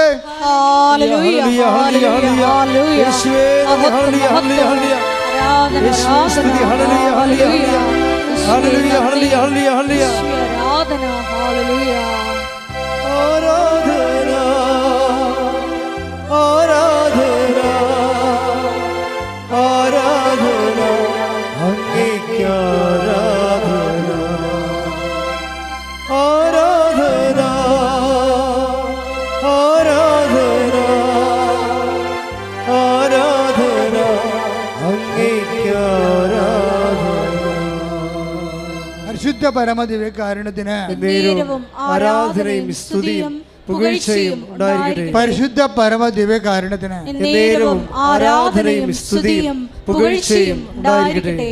ഭർത്താവ് ഇപ്പം എന്ത് ചെയ്യുന്നറിയാമോ? ഇവളെ അറിയിക്കാതെ, പണ്ട് ഇവള് ഭർത്താവിനെ അറിയിക്കാതെയാണ് ഒന്ന് ഉടമ്പടി എടുത്തത്. ഇപ്പോൾ ഭർത്താവ് ചിരിക്കണത് എന്താണ്? ഇവള് കുഞ്ഞിനെ കൊല്ലാൻ നടക്കണ കാരണം, അവൾ ഡിപ്രഷൻ അടിച്ചിരിക്കണ കാരണം ഭർത്താവ് അവളറിയിക്കാതെ വന്ന് സ്വന്തമായിട്ട് ഉടമ്പടി എടുത്ത്. ഒരു സ്റ്റോറി പോണ പൂക്ക് കണ്ടില്ലേ? എന്ത് രസമാണ് കേൾക്കാൻ. എന്നിട്ട് ആ ഉടമ്പടി ഈ കുഞ്ഞിനെ പ്രൊട്ടക്റ്റ് ചെയ്യും. അവസാനം കുഞ്ഞിനെ പ്രസവിക്കും, 3ാമത്തെ കുഞ്ഞിനെ പ്രസവിച്ച് കഴിയുമ്പോൾ ഈ കുഞ്ഞിന് മൊത്തം മഞ്ഞ നിറവാണ്. ഇപ്പം കുഞ്ഞുങ്ങൾക്ക് 80% കുഞ്ഞുങ്ങൾക്ക് മഞ്ഞ നിറമുണ്ട്. ഇത് 80%, 90-97% മഞ്ഞ നിറവാണ്. അപ്പോൾ കുഞ്ഞിനെ ഉടനെ അവർ എമർജൻസി ആയിട്ട് വേറൊരു ഗവൺമെൻറ് ആശുപത്രിയിലേക്ക് ഷിഫ്റ്റ് ചെയ്യും. കൊച്ചിനെ അവിടെ കൊണ്ടുപോകുമ്പോൾ ഡോക്ടർ പറയും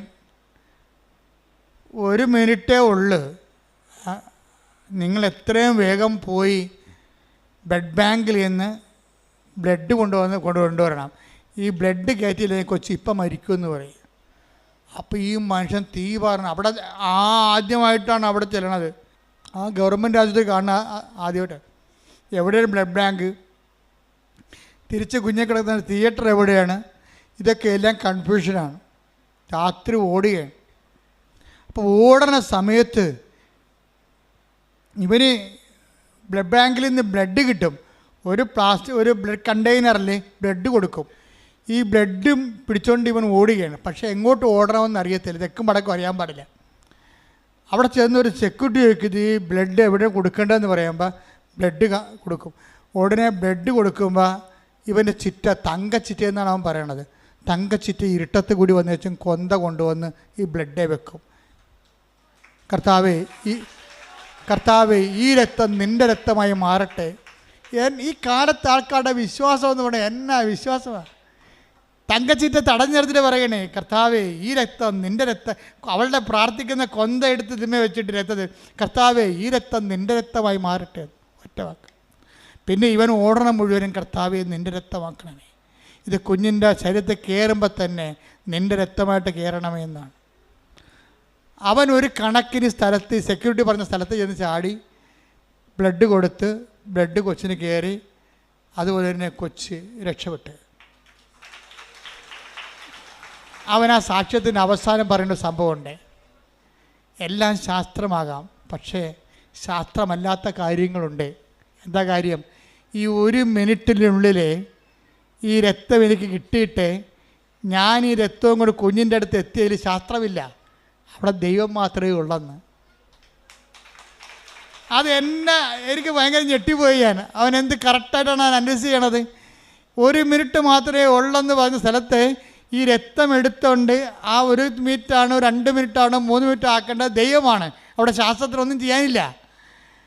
ഇവിടെ കൊണ്ടുവന്ന് ഞാൻ കൊടുക്കും. ആ രക്തകത്ത് കയറുന്നവരെ ആ പറഞ്ഞ സമയത്ത് അവിടെ എത്തിക്കുന്നതിൽ ശാസ്ത്രമില്ല. അവിടെ എന്താണ്? വിശ്വാസം മാത്രമേ ഉള്ളൂ. അത് തങ്കച്ചെറ്റിയുടെ വിശ്വാസമാണ്. കർത്താവ് ഈ രക്തത്തെ നിൻ്റെ രക്തമായി മാറ്റണമേ എന്നുള്ളത്. അത് കയറുമ്പോഴാണ് കുഞ്ഞിൻ്റെ മഞ്ഞ നിറത്തിലിരുന്ന ശരീരം മുഴുവൻ ചുവന്നുകൊണ്ട് വരും. എന്താ കാര്യം? കർത്താവ് അതിനെ ആശീർവദിച്ചു. കുഞ്ഞിൻ്റെ ജീവനെ തിരിച്ചെടുക്കുകയാണ്. നിങ്ങളുടെ ഫെയ്ത്ത് ഗ്രാഫിലെ ഒടിയൻ ഗ്രാഫിൽ ഒത്തിരി ഒടിഞ്ഞൊടിഞ്ഞ് താഴേക്ക് പോയാൽ നിങ്ങൾ തോറ്റെന്നതിൻ്റെ അർത്ഥം. ഇടയ്ക്കൊക്കെ തിരിച്ച് ഒടിയാം, സ്വാഭാവികമാണ്. പക്ഷേ ഫെയ്ത്ത് ഗ്രാഫ് എപ്പോഴും വളരണമാണ്. വിശ്വാസത്തിൽ വളരുന്നില്ലെങ്കിൽ വിശ്വാസത്തിൽ തളരുന്നതാണ് അതിൻ്റെ കൗണ്ടെന്ന് പറയണത്. അതുകൊണ്ട് ആവശ്യമില്ലാതെ നിങ്ങളുടെ സൗകര്യം നോക്കിയിട്ട് മറ്റവരെന്ത് പറയും, വീട്ടുകാരെന്ത് പറയും, കൂട്ടുകാരെന്ത് പറയും, പാർട്ടിക്കാരെന്ത് പറയും, ഒരു മനുഷ്യൻ നോക്കരുത്. നിൻ്റെ കർത്താവ് എന്ത് പറയുന്നു അതനുസരിച്ച് ചെയ്യാനാണ് നീ ഉടമ്പടി എടുത്തിരിക്കുന്നത്. അത് നിന്നെ ഉയർത്തുകയും നിലനിർത്തുകയും ചെയ്യും. കാര്യം അവൻ്റെ നാമം എല്ലാ നാമങ്ങളെക്കാൾ ഉന്നതമായ നാമം. അവൻ്റെ നാമത്തിന് അറിയാത്തവർ അറിയിക്കാനും അറിഞ്ഞവരെ ആഴപ്പെടുത്താനും വേണ്ടി അഭിഷേകം മേടിച്ച ആളാണ് നീ എന്നുള്ള ബോധ്യം. ആ ബോധ്യം നിന്നെ ഊട്ടി ഉറപ്പിക്കാൻ വേണ്ടി ഇടയ്ക്കിടയ്ക്ക് കൊച്ചു കൊച്ചു പ്രശ്നങ്ങളുണ്ടാകും. അതെല്ലാം പ്രാർത്ഥനയും വിശ്വാസം കൈകാര്യം ചെയ്യാൻ കർത്താവ് നിന്നെ അനുഗ്രഹിക്കട്ടെ. ശ്രുതികട്ടെ.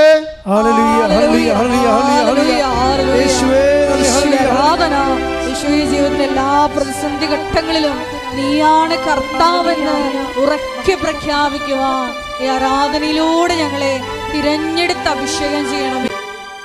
രോഗസൗഖ്യ പ്രാർത്ഥനയുടെ സമയമാണ്.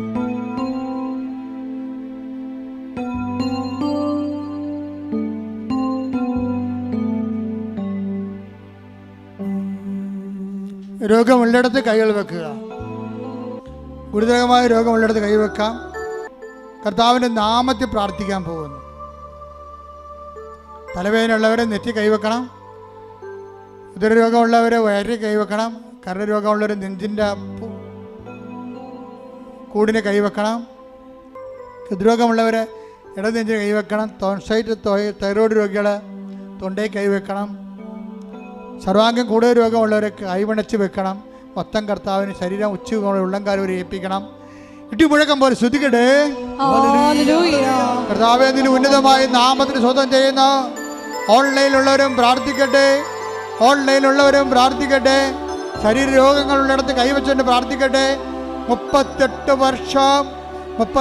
വർഷം അർപ്പിച്ച കുർബാനയുടെ യോഗ്യതയാൽ കൃപാസന ആൾത്താരെ സമയ ഘടികാരം നെഞ്ചിൽ ചാർത്ത് ജീവനോടെ പ്രത്യക്ഷപ്പെട്ട പരിശുദ്ധ അമ്മയുടെ മാധ്യസ്ഥത്തിലെ യേശുവിൻ്റെ നാമത്തിലെ, യേശു കർത്താവിൻ്റെ നാമത്തിലെ മാരക രോഗങ്ങള്, തീരാവേദികള്, ജീവിത ദുരിതങ്ങള്, ജീവിത തടസ്സങ്ങള്, ജോലിയില്ലാത്ത അവസ്ഥകള്, വിസ കിട്ടാത്ത അവസ്ഥകള്, സാമ്പത്തിക തകർച്ചകള്, വീടില്ലാത്ത അവസ്ഥകള്, സ്ഥലമില്ലാത്ത അവസ്ഥകള്, സമാധാനമില്ലാത്ത അവസ്ഥകള്, അകന്നുപോയ ഭാര്യ ഭർത്താക്കന്മാര്, മക്കളില്ലാത്തവര്, സാമ്പത്തിക തകർച്ച വന്നുപോയവര്, കടത്തിലായിപ്പോയവര്, ജപ്തിയായിപ്പോയവര്, മാരക രോഗികള്, ജീവിതത്തിന്റെ സർവമണ്ഡലങ്ങള് യേശുവിന്റെ നാമത്തിൽ സൗഖ്യം പ്രാപിക്കട്ടെ, വിടുതൽ പ്രാപിക്കട്ടെ. ഹല്ലേലൂയ, ഹല്ലേലൂയ, ഹല്ലേലൂയ.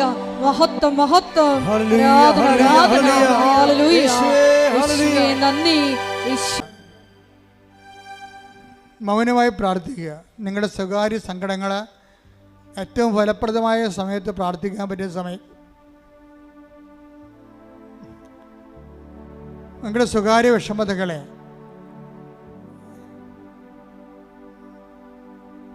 ഏറ്റവും ഫലപ്രദമായി പ്രാർത്ഥിക്കാൻ പറ്റിയ സമയമാണ് ഈ ആരാധന സമയം. അമ്മയുടെ മധ്യസ്ഥതയിൽ നിങ്ങളുടെ സങ്കടങ്ങളെ, രോഗങ്ങളെ, തടസ്സങ്ങളെ പരിശുദ്ധ അമ്മയ്ക്ക് ഏൽപ്പിക്കുക. ഡേറ്റിട്ട് ഏൽപ്പിക്കുക.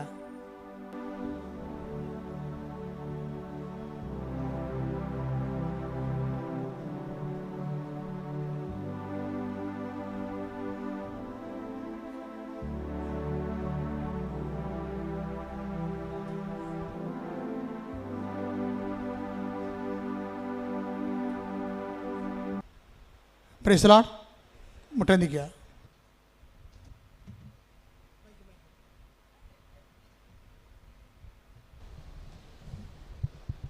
ഒരിക്കൽ കൂടി മരിയൻ ഉടമ്പടിയിൽ സമർപ്പിച്ചിരിക്കുന്ന എല്ലാ വിഷയങ്ങളും ദൈവമാതാവിൻ്റെ മധ്യസ്ഥയിൽ ദിവ്യകാരുണ്യ സന്നിധിയിൽ സമർപ്പിച്ച് ഒരു നിമിഷം നമുക്ക് മൗനമായിട്ട് പ്രാർത്ഥിക്കാം. ഏത് ജീവിത സാഹചര്യത്തിലും നീയാണ് കർത്താവ് എന്ന് ഏറ്റുപറയുവാനുള്ള വലിയ അഭിഷേകം ഞങ്ങൾക്ക് നൽകണമേ എന്ന് പ്രാർത്ഥിക്കുന്നു. ഈശോയെ, ജീവിതത്തിൻ്റെ വിവിധ ദുരന്ത മുഖങ്ങളിലൂടെ കടന്നു പോകുമ്പോൾ ഈശോ അത് നിന്നെ അന്വേഷിച്ച് കണ്ടെത്താനുള്ള ഒരു മാർഗമാണെന്ന് അത് വിവേചിച്ചറിയുവാൻ ഈ ആരാധനയിലൂടെ ഞങ്ങളെ തിരഞ്ഞെടുത്ത് അഭിഷേകം ചെയ്യണമേ എന്ന് പ്രാർത്ഥിച്ചുകൊണ്ട് ശിരസ്സ് നമിച്ച് നമുക്ക് ദിവ്യകാരുണ്യനാഥൻ്റെ ആശീർവാദം സ്വീകരിക്കാം.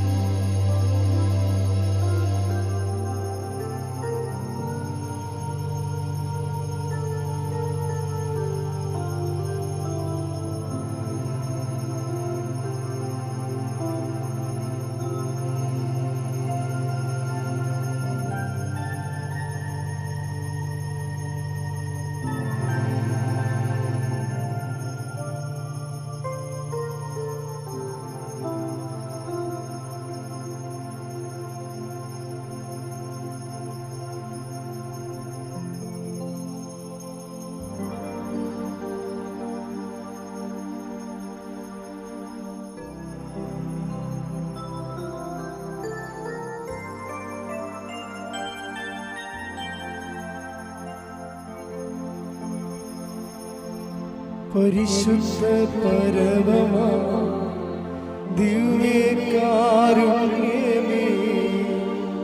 എന്നുമെന്നും അങ്ങേയ്ക്കാരാധന. പരിശുദ്ധ പരമമാ ദിവ്യകാരുണ്യമേ,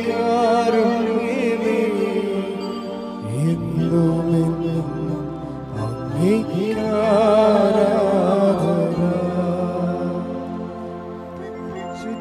പരമമാ ദിവ്യകാരുണ്യമേ, എന്നുമെന്നും അങ്ങേയ്ക്കാരാധന.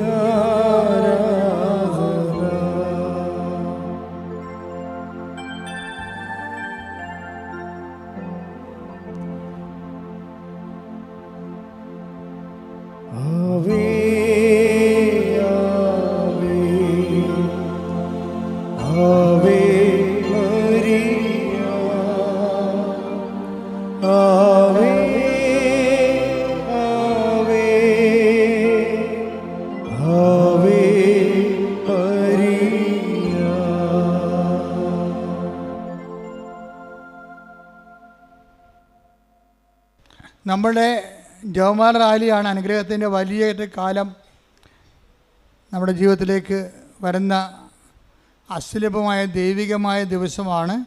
ഏത് ദിവസമാണത്? ഒക്ടോബർ 26. എല്ലാ ദിവസവും പ്രാർത്ഥിക്കണേ. ഈ പ്രാവശ്യം റൂട്ടിന് കുറച്ച് വ്യത്യാസമുണ്ട്. അപ്പോൾ നിങ്ങൾ ശ്രദ്ധിക്കേണ്ട കുറച്ച് കാര്യങ്ങളുണ്ട്. നമ്മുടെ കൃപാസനം പത്രത്തിൻ്റെ ഫ്രണ്ട് കണ്ടോ? ഇത് കണ്ടോ? ഈ ഫ്രണ്ടായിരിക്കണം കാറിൻ്റെ ഫ്രണ്ടിൽ വെക്കേണ്ടത്. മനസ്സിലായില്ലേ? എന്താ വെച്ചാൽ പോലീസുകാരെ ഇങ്ങോട്ട് വിടത്തില്ല. നിങ്ങളെ വളവനാട് വന്നിട്ട് വഴിതിരിച്ചു വിടും. അപ്പം നിങ്ങളെ റാലിക്ക് വന്നവരാണെന്ന് അറിയാൻ ഇതേ മാർഗ്ഗമുള്ളൂ. ഇത് ഒട്ടിച്ചാൽ നിങ്ങൾക്ക് പറയാം പോലീസിനോട്. എന്താ പറയണം? നിങ്ങൾ റാലിക്ക് വന്നവരാണ്. അതുപോലെ തന്നെ പാതിരാപ്പള്ളി വരുമ്പോഴും വഴി തിരിച്ചു വിടും വണ്ടി. റാലിക്ക് വരുന്ന വണ്ടി മാത്രമേ ഇങ്ങോട്ട് കയറി വിടത്തുള്ളൂ. അപ്പോൾ ഇത് മസ്റ്റായിട്ട് നിങ്ങൾ ഒട്ടിച്ച് വെക്കണം. പത്താം കീറണമെന്നില്ല. എല്ലാ ഡിപ്പോയിൽ നിന്നും വണ്ടി വരുന്നുണ്ട്. കേരളത്തിലുള്ള എല്ലാ ഡിപ്പോയിൽ നിന്നും വണ്ടി വരുന്നുണ്ട്. അപ്പം നിങ്ങൾ ആ ഡിപ്പോയിൽ വണ്ടി ബുക്ക് ചെയ്യുമ്പോൾ മലപ്പുറം, പെരിന്തൽമണ്ണ, കാഞ്ഞിരപ്പള്ളി, അതായത് നാഗർകോവിൽ, KSRTCയുടെ കാസർഗോഡ് മുതൽ കന്യാകുമാരി വരെയുള്ള എല്ലാ ഡിപ്പോയിൽ നിന്നും കൃപാസന റാലിക്ക് പ്രത്യേകം വണ്ടി ഗവൺമെൻറ് ഇട്ടിട്ടുണ്ട്. പത്തതിന് ബാക്ക് നോക്കിക്കഴിഞ്ഞാൽ നിങ്ങളുടെ സ്ഥലം പെരിന്തൽമണ്ണയാണെങ്കിൽ പെരിന്തൽമണ്ണ ഏത് നമ്പറിലാണ് വിളിക്കേണ്ടത്? ഇതിൻ്റെ ഈ നമ്പർ ജില്ലാ ബഡ്ജറ്റ് ടൂറിസം സെൽ കോർഡിനേറ്റർമാരുടെ നമ്പറാണ്. അവരാണ് നിങ്ങളുടെ സീറ്റ് ബുക്ക് ചെയ്യണത്. അതിവിടെ എഴുതിയിട്ടുണ്ട്. ആ KSRTC ബസ്സിൻ്റെ പടത്തോടു കൂടിയാണ് ബാക്കിലിത് എല്ലാം രേഖപ്പെടുത്തിയിരിക്കുന്നത്. റാലിക്ക് വരുന്നവർ ശ്രദ്ധിക്കേണ്ട കാര്യങ്ങൾ. അത് ഒന്നാമത്തെ കാര്യം, റാലിക്ക് വരുന്നവർ കൂടെ കൊണ്ടുവരേണ്ടത് കുട കൊണ്ടുവരണം. ഇടയ്ക്ക് മഴ വരുമെന്നുണ്ടെങ്കിൽ കയറി നിൽക്കാനൊന്നും പറ്റത്തില്ല. റാലി മുന്നോട്ട് പോകുകയുള്ളൂ. കുട കൊണ്ടുവരണം. 2, വെയിലാണെങ്കിൽ തൊപ്പി കൊണ്ടുവരണം. ഓക്കെ അല്ലേ? മൂന്നാമത്തത് വെള്ളം കൊണ്ടുവരണം. ഒരു കുപ്പി വെള്ളം കൊണ്ടുവരണം. വെള്ളം നമ്മൾ പലയിടത്തും ക്രമീകരിച്ചിട്ടുണ്ട്. നിങ്ങളുടെ വെള്ളം തീർന്ന വെള്ളം എടുക്കാനുള്ള സംവിധാനമുണ്ട്. എന്നാലും നമ്മുടെ കയ്യിൽ ഒരു കുപ്പി വെള്ളം ഉണ്ടാകുന്നതാണ് നമുക്ക് എപ്പോഴും നല്ലത്. ഓക്കെ അല്ലേ?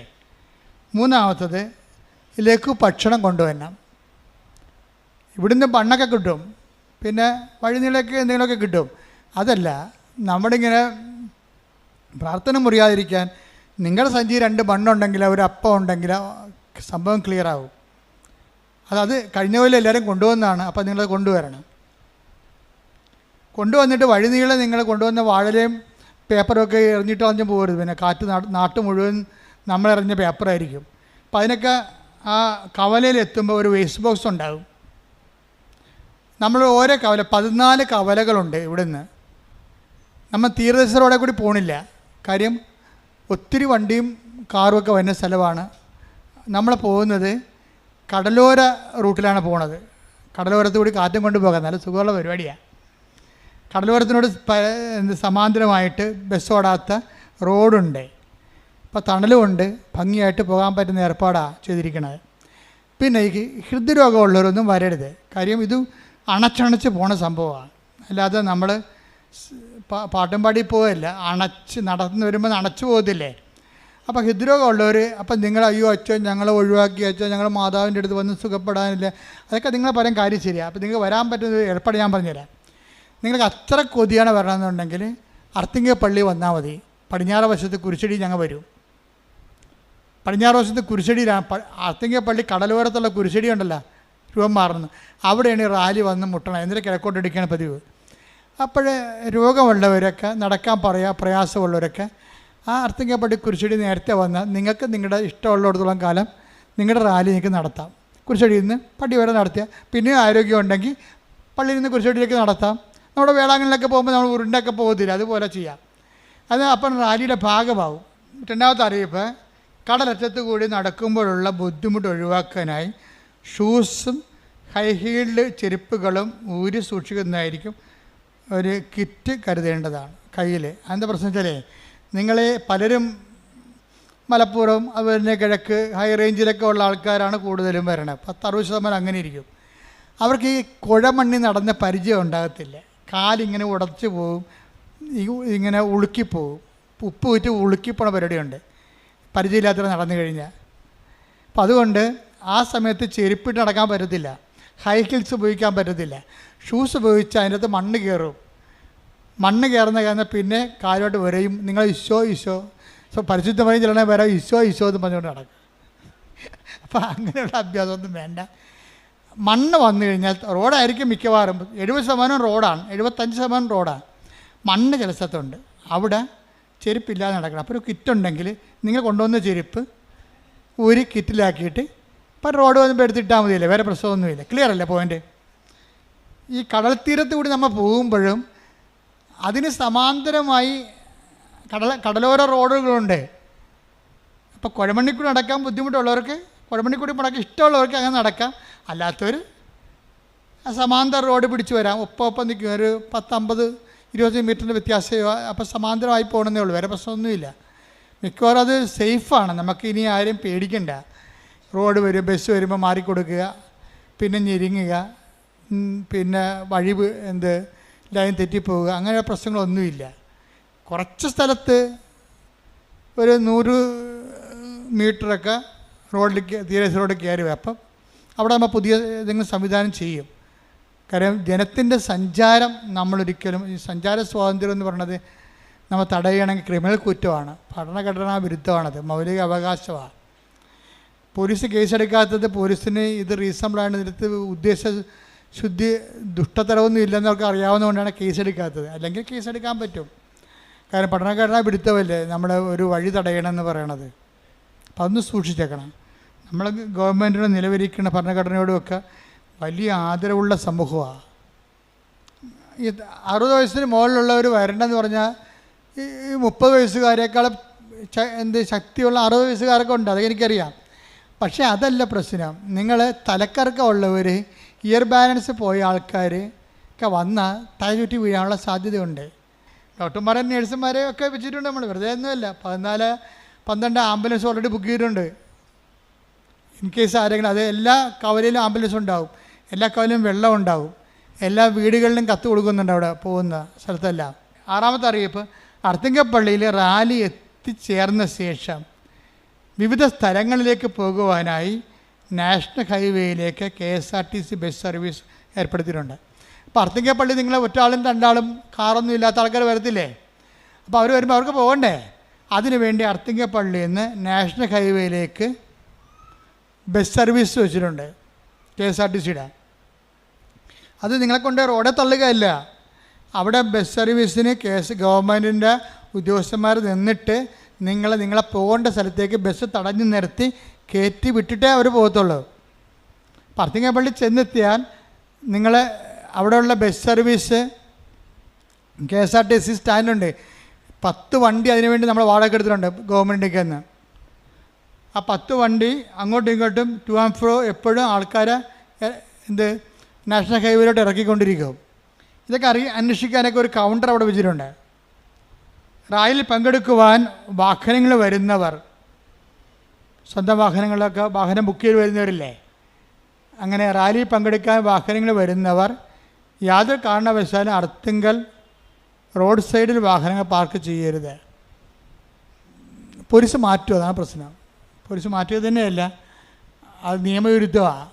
അപ്പോൾ റാലി നിങ്ങൾക്ക് സൗകര്യമായിരിക്കും, പക്ഷേ അവിടെ അത് റാലിക്ക് വരുന്ന വാഹനങ്ങൾ പങ്കെടുക്കുന്നതിന് വേണ്ടി 2 ഗ്രൗണ്ടുകൾ അവിടെ സജ്ജമാക്കിയിട്ടുണ്ട്. അത് അവിടെ വരുമ്പോൾ അവിടുത്തെ ട്രാഫിക് ഗാർഡ്സിനെ വെച്ചിട്ടുണ്ട്. അവിടെ നിങ്ങളോട് പറയും എവിടെയാണ് വാഹനം പാർക്ക് ചെയ്യേണ്ടതെന്ന്. അപ്പോൾ അവരോട് സഹകരിക്കേണ്ടതാണ്. പിന്നെ എപ്പോഴും നമ്മൾ ശ്രദ്ധിക്കേണ്ടത്, നമ്മളൊരു ആയിരക്കണക്കിന് ആൾക്കാരല്ല അവിടെ ചേർത്തേണ്ടത്.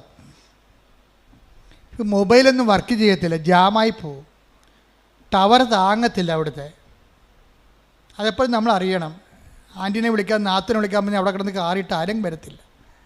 കാര്യം അവിടുത്തെ ടവർ നമ്മുടെ ആയിരക്കണക്കിന് ആൾക്കാർ ഒരുമിച്ച് വിളിക്കുമ്പോൾ താങ്ങത്തില്ല, അത് ഓരോരുത്തരും താങ്ങത്തില്ല. അപ്പോൾ മൊബൈൽ ജാമായി പോകും ശരിക്കും പറഞ്ഞാൽ. അത് ഇപ്പോൾ ഓർമ്മ ഉണ്ടാകണം. അതുകൊണ്ട് നേരത്തെ പറഞ്ഞ് വെച്ചേക്കണം. പിരിയുമ്പോൾ പറയണം, ഇന്ന സ്ഥലത്ത് ഉണ്ടാവും, ഇന്ന സ്ഥലത്ത് ഉണ്ടാകണമെന്നൊക്കെ പറയണം. അല്ല ഫോൺ വിളിച്ച് പറയാമെന്ന് വിചാരിച്ചാൽ നടക്കത്തില്ല. നേരത്തെ ഒന്ന് അറിയിക്കുകയാണ്. റാലി നമ്മൾ എന്തുമാത്രം സ്വന്തമായിട്ട് ജപമാല ചൊല്ലി ഇത് സുരക്ഷിതമായിട്ട് നടക്കാനും ഇന്നത്തെ സാഹചര്യത്തിൽ ലോകസമാധാനം തന്നെയാണ് ജവഹർലാൽ റാലിയുടെ ആത്യന്തികമായ ലക്ഷ്യം. കൃപാസന ആൾക്കാരെ ജീവനോടെ പ്രത്യക്ഷപ്പെട്ടിട്ട് അമ്മ നമ്മളോട് ആവശ്യപ്പെട്ടതാണ്. എന്താണ്? ദുരന്തമുണ്ടാകാൻ പോണ് പ്രാർത്ഥിക്കണമെന്ന്. ആ ദുരന്തത്തിലേക്കാണ് ലോകം പോയിക്കൊണ്ടിരിക്കുന്നത്. നിങ്ങളെപ്പോഴും ഓർക്കേണ്ട വിഷയം വെച്ചാൽ പ്രത്യക്ഷീകരണ പ്രാർത്ഥനയാണ് ഈ കാലഘട്ടത്തിൻ്റെ പ്രാർത്ഥന എന്ന് പറയണത്. അമ്മയുടെ പ്രത്യക്ഷീകരണ സഭ ഏറ്റെടുക്കണമെന്ന് പറഞ്ഞതിൻ്റെ ഉദ്ദേശം ഇതൊരു തീർത്ഥാടന കേന്ദ്രമായിട്ട് മാറിയിട്ട് ആൾക്കാരെല്ലാം ഇവിടെ കൂടി വേളാങ്കണ്ണി ഇവിടെ നിറയാനല്ല പ്രശ്നം. അങ്ങനെ ഒരു അജണ്ട പോലും നമുക്കില്ല. ദൈവത്തിനൊരു അജണ്ടയുണ്ട്. എന്താണത്? ലോകത്ത് ദുരന്തമുണ്ടാകാൻ പോകുന്നു. അപ്പോൾ ദുരന്തത്തിൻ്റെ പോക്ക് ഉണ്ടാകും. കണ്ടില്ലേ? ഞാൻ ഇസ്രയേലിൽ നിൽക്കുമ്പോഴാണ് നെതിനെഹു അവിടെ വന്നിറങ്ങിയത്. അപ്പോഴാണ് ഹൂതികൾ മിസൈൽ വിട്ടത്. അപ്പോൾ തന്നെ സയറിനടിച്ചിട്ട് പട്ടാളക്കാർ തന്നെ ഞങ്ങളെല്ലാം കൊണ്ട് ബോംബ് ഷെൽട്ടറിലേക്ക് കൊണ്ടുപോയി ഉടനെ. അപ്പോൾ ഇതൊക്കെ ഞാൻ ആദ്യമായിട്ട് കാണുകയാണ്, ഇതൊക്കെ കേട്ടിട്ടേ ഉള്ളൂ, ഇതൊക്കെ കാണുകയാണ് നമ്മൾ. അമ്മ മാതാവ് ഒരു കാര്യം ചെയ്തു, എൻ്റെ ധ്യാനത്തിൻ്റെ ഇടക്ക് ഉണ്ടായില്ല, ധ്യാനം കഴിഞ്ഞപ്പോഴാണ് സംഭവം നടക്കുന്നത്. ധ്യാനത്തിൻ്റെ ഇടക്കുണ്ടായിരുന്നെങ്കിൽ ആ കണ്ട 800 പേരെ ബോംബ് ഷെൽട്ടറിൽ കൊണ്ടല്ല നിർത്താൻ പറഞ്ഞേനെ, ധ്യാനം നിർത്താൻ പറഞ്ഞേനെ. കാരണം ടെൽഅവീവിൻ്റെ ഹൃദയഭാഗത്താണ് ധ്യാനം നടന്നുകൊണ്ടിരിക്കുന്നത്. വിമാനത്താവളത്തിൻ്റെ അരികിലാണ് ധ്യാനം നടന്നുകൊണ്ടിരിക്കുന്നത്. അപ്പോൾ അത് ധ്യാനം കഴിഞ്ഞപ്പോഴാണ് ഈ സംഭവം നടക്കുന്നത്. അത് വലിയൊരു ഭാഗ്യമായിപ്പോയി. അമ്മ അവിടെ സഹായിച്ചു. അപ്പോൾ ഞങ്ങൾ ആരാധന ടെൽഅവീവ് നടത്തിയപ്പോഴും ഇസ്രയേലിൻ്റെയും സമീപ രാജ്യങ്ങളുടെയും സമാധാനത്തിന് വേണ്ടിയാണ് ആരാധന നടത്തിയത്. അപ്പോൾ അവിടുത്തെ ആൾക്കാരെ പിടിച്ചത് യൂട്യൂബിൽ ഇട്ടിട്ടുണ്ട്. ഇപ്പോൾ ഞാൻ കണ്ടായിരുന്നു കഴിഞ്ഞ ദിവസം. അപ്പോൾ അതെന്താ സംഭവം എന്ന് വെച്ച് കഴിഞ്ഞാൽ നമ്മളുടെ ഉത്തരവാദിത്തമാണ്. ലോകത്തിൽ ഓരോരുത്തരും പറയാതെ അമ്മ ഈ കുഞ്ഞൾത്താരെ വന്ന് പറഞ്ഞെങ്കിൽ അമ്മ നമ്മളെ യോഗ്യമായി ദൈവത്തിൻ്റെ സന്ദേശം കൈമാറാനുള്ള വ്യക്തികളായിട്ടും ശുശ്രൂഷാ കേന്ദ്രമായിട്ടും തിരഞ്ഞെടുത്തുന്നതിന് എൻ്റെ അർത്ഥം. അപ്പം നമ്മുടെ ഉത്തരവാദിത്തമാണ് ലക്ഷങ്ങളെ സംഘടിപ്പിച്ചുകൊണ്ട് അമ്മയുടെ മനസ്സിനനുസരിച്ച് ഈ ദുരന്തം ഉണ്ടാകാതിരിക്കാൻ വേണ്ടി, ലോകസമാധാനത്തിന് വേണ്ടി പ്രാർത്ഥിക്കുക. അതിൻ്റെ ഭാഗമായിട്ട് നമ്മൾ 2001 മുതൽ പ്രാർത്ഥിക്കുന്നവരാണ്. ലോകസമാധാനം പ്രത്യക്ഷീകരണത്തിന് ശേഷം ഉണ്ടായിട്ടുള്ള അജണ്ട അല്ല. 2001 മുതൽ ഈ ജവഹർലാൽ റാലി നടത്തിയിട്ടുണ്ടെങ്കിൽ അന്ന് 600 പേരാണ് ആദ്യം വന്നത്. 2003 വന്നത് 800 പേര്. ആ ആൾക്കാരാണ് ഇങ്ങനെ കൂടിക്കൂടി ഇങ്ങനെ വളരണം. പ്രാർത്ഥിക്കാനുള്ള ദൈവത്തിൻ്റെ മക്കളുടെ സൈന്യങ്ങൾ ശക്തിപ്പെടുന്നതിൻ്റെ അർത്ഥം.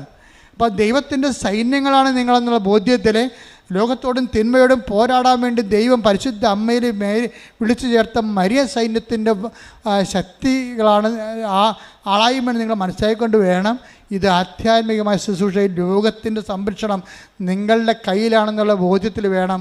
കാര്യം നമ്മൾ പറഞ്ഞാൽ, നമ്മൾ പ്രാർത്ഥിച്ചാൽ ദൈവം അതിന് സ്ഥിര ചെയ്യും. അതുകൊണ്ടാണല്ലോ ഈ മദർ തെരേസയും ജോൺ പോളും ഒക്കെ ജീവിച്ചിരുന്ന കാലത്തും അമ്മ ഇവിടെ പ്രത്യക്ഷപ്പെട്ടത്.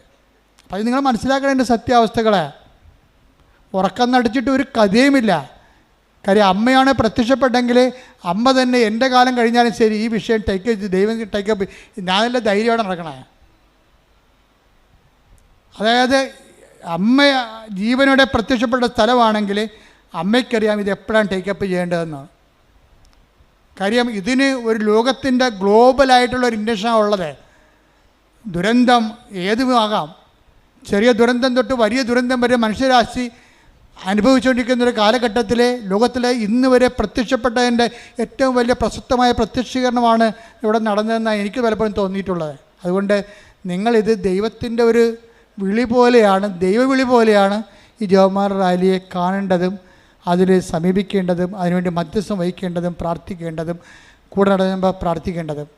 ആരും പ്രാർത്ഥിച്ചൊന്നും തരാനില്ലെങ്കിലും നിങ്ങൾ സ്വന്തമായിട്ട് ജവഹർലാൽ ഈ ഗ്രൂപ്പിൽ റാലി പങ്കെടുക്കുന്ന എല്ലാവരും പ്രാർത്ഥിച്ചുകൊണ്ട് ഇരിക്കണം. അല്ലാതെ വെറുതെ നടന്നു പോകരുത്. ശവഘോഷയാത്രയായിട്ട് മരിപ്പിൻ്റെ കൂടെ കുറേ ആൾക്കാർ ഗതികിട്ട പ്രേതങ്ങൾ കൂടെ നടക്കത്തില്ലേ, മരിപ്പിൻ്റെ കൂടെ വേറെ മരിപ്പായിട്ട് നടന്നുകൊണ്ട് പോകത്തില്ലേ. അങ്ങനെയുള്ളവരൊക്കെ ഞാൻ കാണുകയാണെങ്കിൽ മിക്കവാറും പണിയായിരിക്കും. മരിപ്പിൻ്റെ കൂടെ വേറെ മരിപ്പായിട്ട് നടക്കാനല്ല നിങ്ങളെ വിളിക്കണത്. നിങ്ങൾ ദൈവത്തിൻ്റെ സൈന്യമെന്ന രീതിയിൽ ലോകത്തിൻ്റെ സമാധാനത്തിന് പ്രാർത്ഥിക്കാൻ മാതാവിൻ്റെ മധ്യസ്ഥ ഞാൻ ദൈവത്തിൻ്റെ നാമത്തിൽ വിളിക്കുകയാണ്. അത് മനസ്സിലാക്കിയിട്ട് ഈ ഉത്തരവാദിത്വം ദൈവം നമ്മളെ ഏൽപ്പിച്ചതാണ്. ഇത് വിജയകരമായി പൂർത്തിയാക്കാൻ വേണ്ടി ഇന്ന് വരെ നിങ്ങൾ പ്രത്യേകം മധ്യസ്ഥം പ്രാർത്ഥിക്കണം. ദിവസവും ഇവിടെ കുർബാന രാവിലെ 7:30 മണിക്കാണ് കുർബാന. എല്ലാ ദിവസവും ഇവിടെ വൈകുന്നേരം 6:30 മണിക്കും കുർബാന ഉണ്ടായിരിക്കും. റാലിയെ സഹായിക്കാൻ ഉദ്ദേശിക്കുന്നവർ ഓഫീസുമായിട്ട് ബന്ധപ്പെടുകയോ അല്ലെങ്കിൽ ഇതിൻ്റെ പത്രത്തിലുള്ള സംവിധാനങ്ങൾ ഉപയോഗപ്പെടുത്തുകയോ ചെയ്യണം. പിന്നെ ഇവിടെ ഞാൻ കണ്ട ഒരു സത്യം, ഈ നമുക്കറിയാം നമ്മുടെ ഉടമ്പടി തിരി എന്ത് കളറാണ്? പച്ചയും നീലയും അല്ലേ? അപ്പോൾ സാത്താൻ പുറത്ത് വർക്ക് ചെയ്യുന്നുണ്ട്. സാത്താൻ കരച്ചാൽ ഉടമ്പടി തിരിയാണ് തെറ്റിദ്ധരിപ്പിച്ചുകൊണ്ട് അച്ഛൻ വെഞ്ചരിച്ചാണെന്നൊക്കെ പറഞ്ഞുകൊണ്ട് പുറത്ത് കച്ചവടം ചെയ്യുന്നുണ്ട്. അത് നീചമായ ലാഭമാണ്, സാത്താൻ്റെ പ്രവൃത്തിയാണ്. അത് വിശ്വാസികൾ കണ്ടറിഞ്ഞ് വേണം കൈകാര്യം ചെയ്യാൻ. അവിടെ കിടത്തക്കാരല്ല, അവർ ബുദ്ധിയും ബോധവും ഇല്ലാത്ത ആൾക്കാർ എന്താണ് ഉടമ്പടി ഒന്നും അറിയാൻ പാടില്ലാതെ വിറ്റ് കാശുണ്ടാക്കുകയാണ് അവർ ഉദ്ദേശം. പക്ഷേ ഇത് നീചമായ ഒരു കാര്യമാണത്. എന്താ കാര്യം? ഉടമ്പടി തിരിയുടെ പവിത്രത നഷ്ടപ്പെടുത്തിക്കൊണ്ട് അത് മാർക്കറ്റിൽ സെയിൽ ചെയ്യുകയാണ്.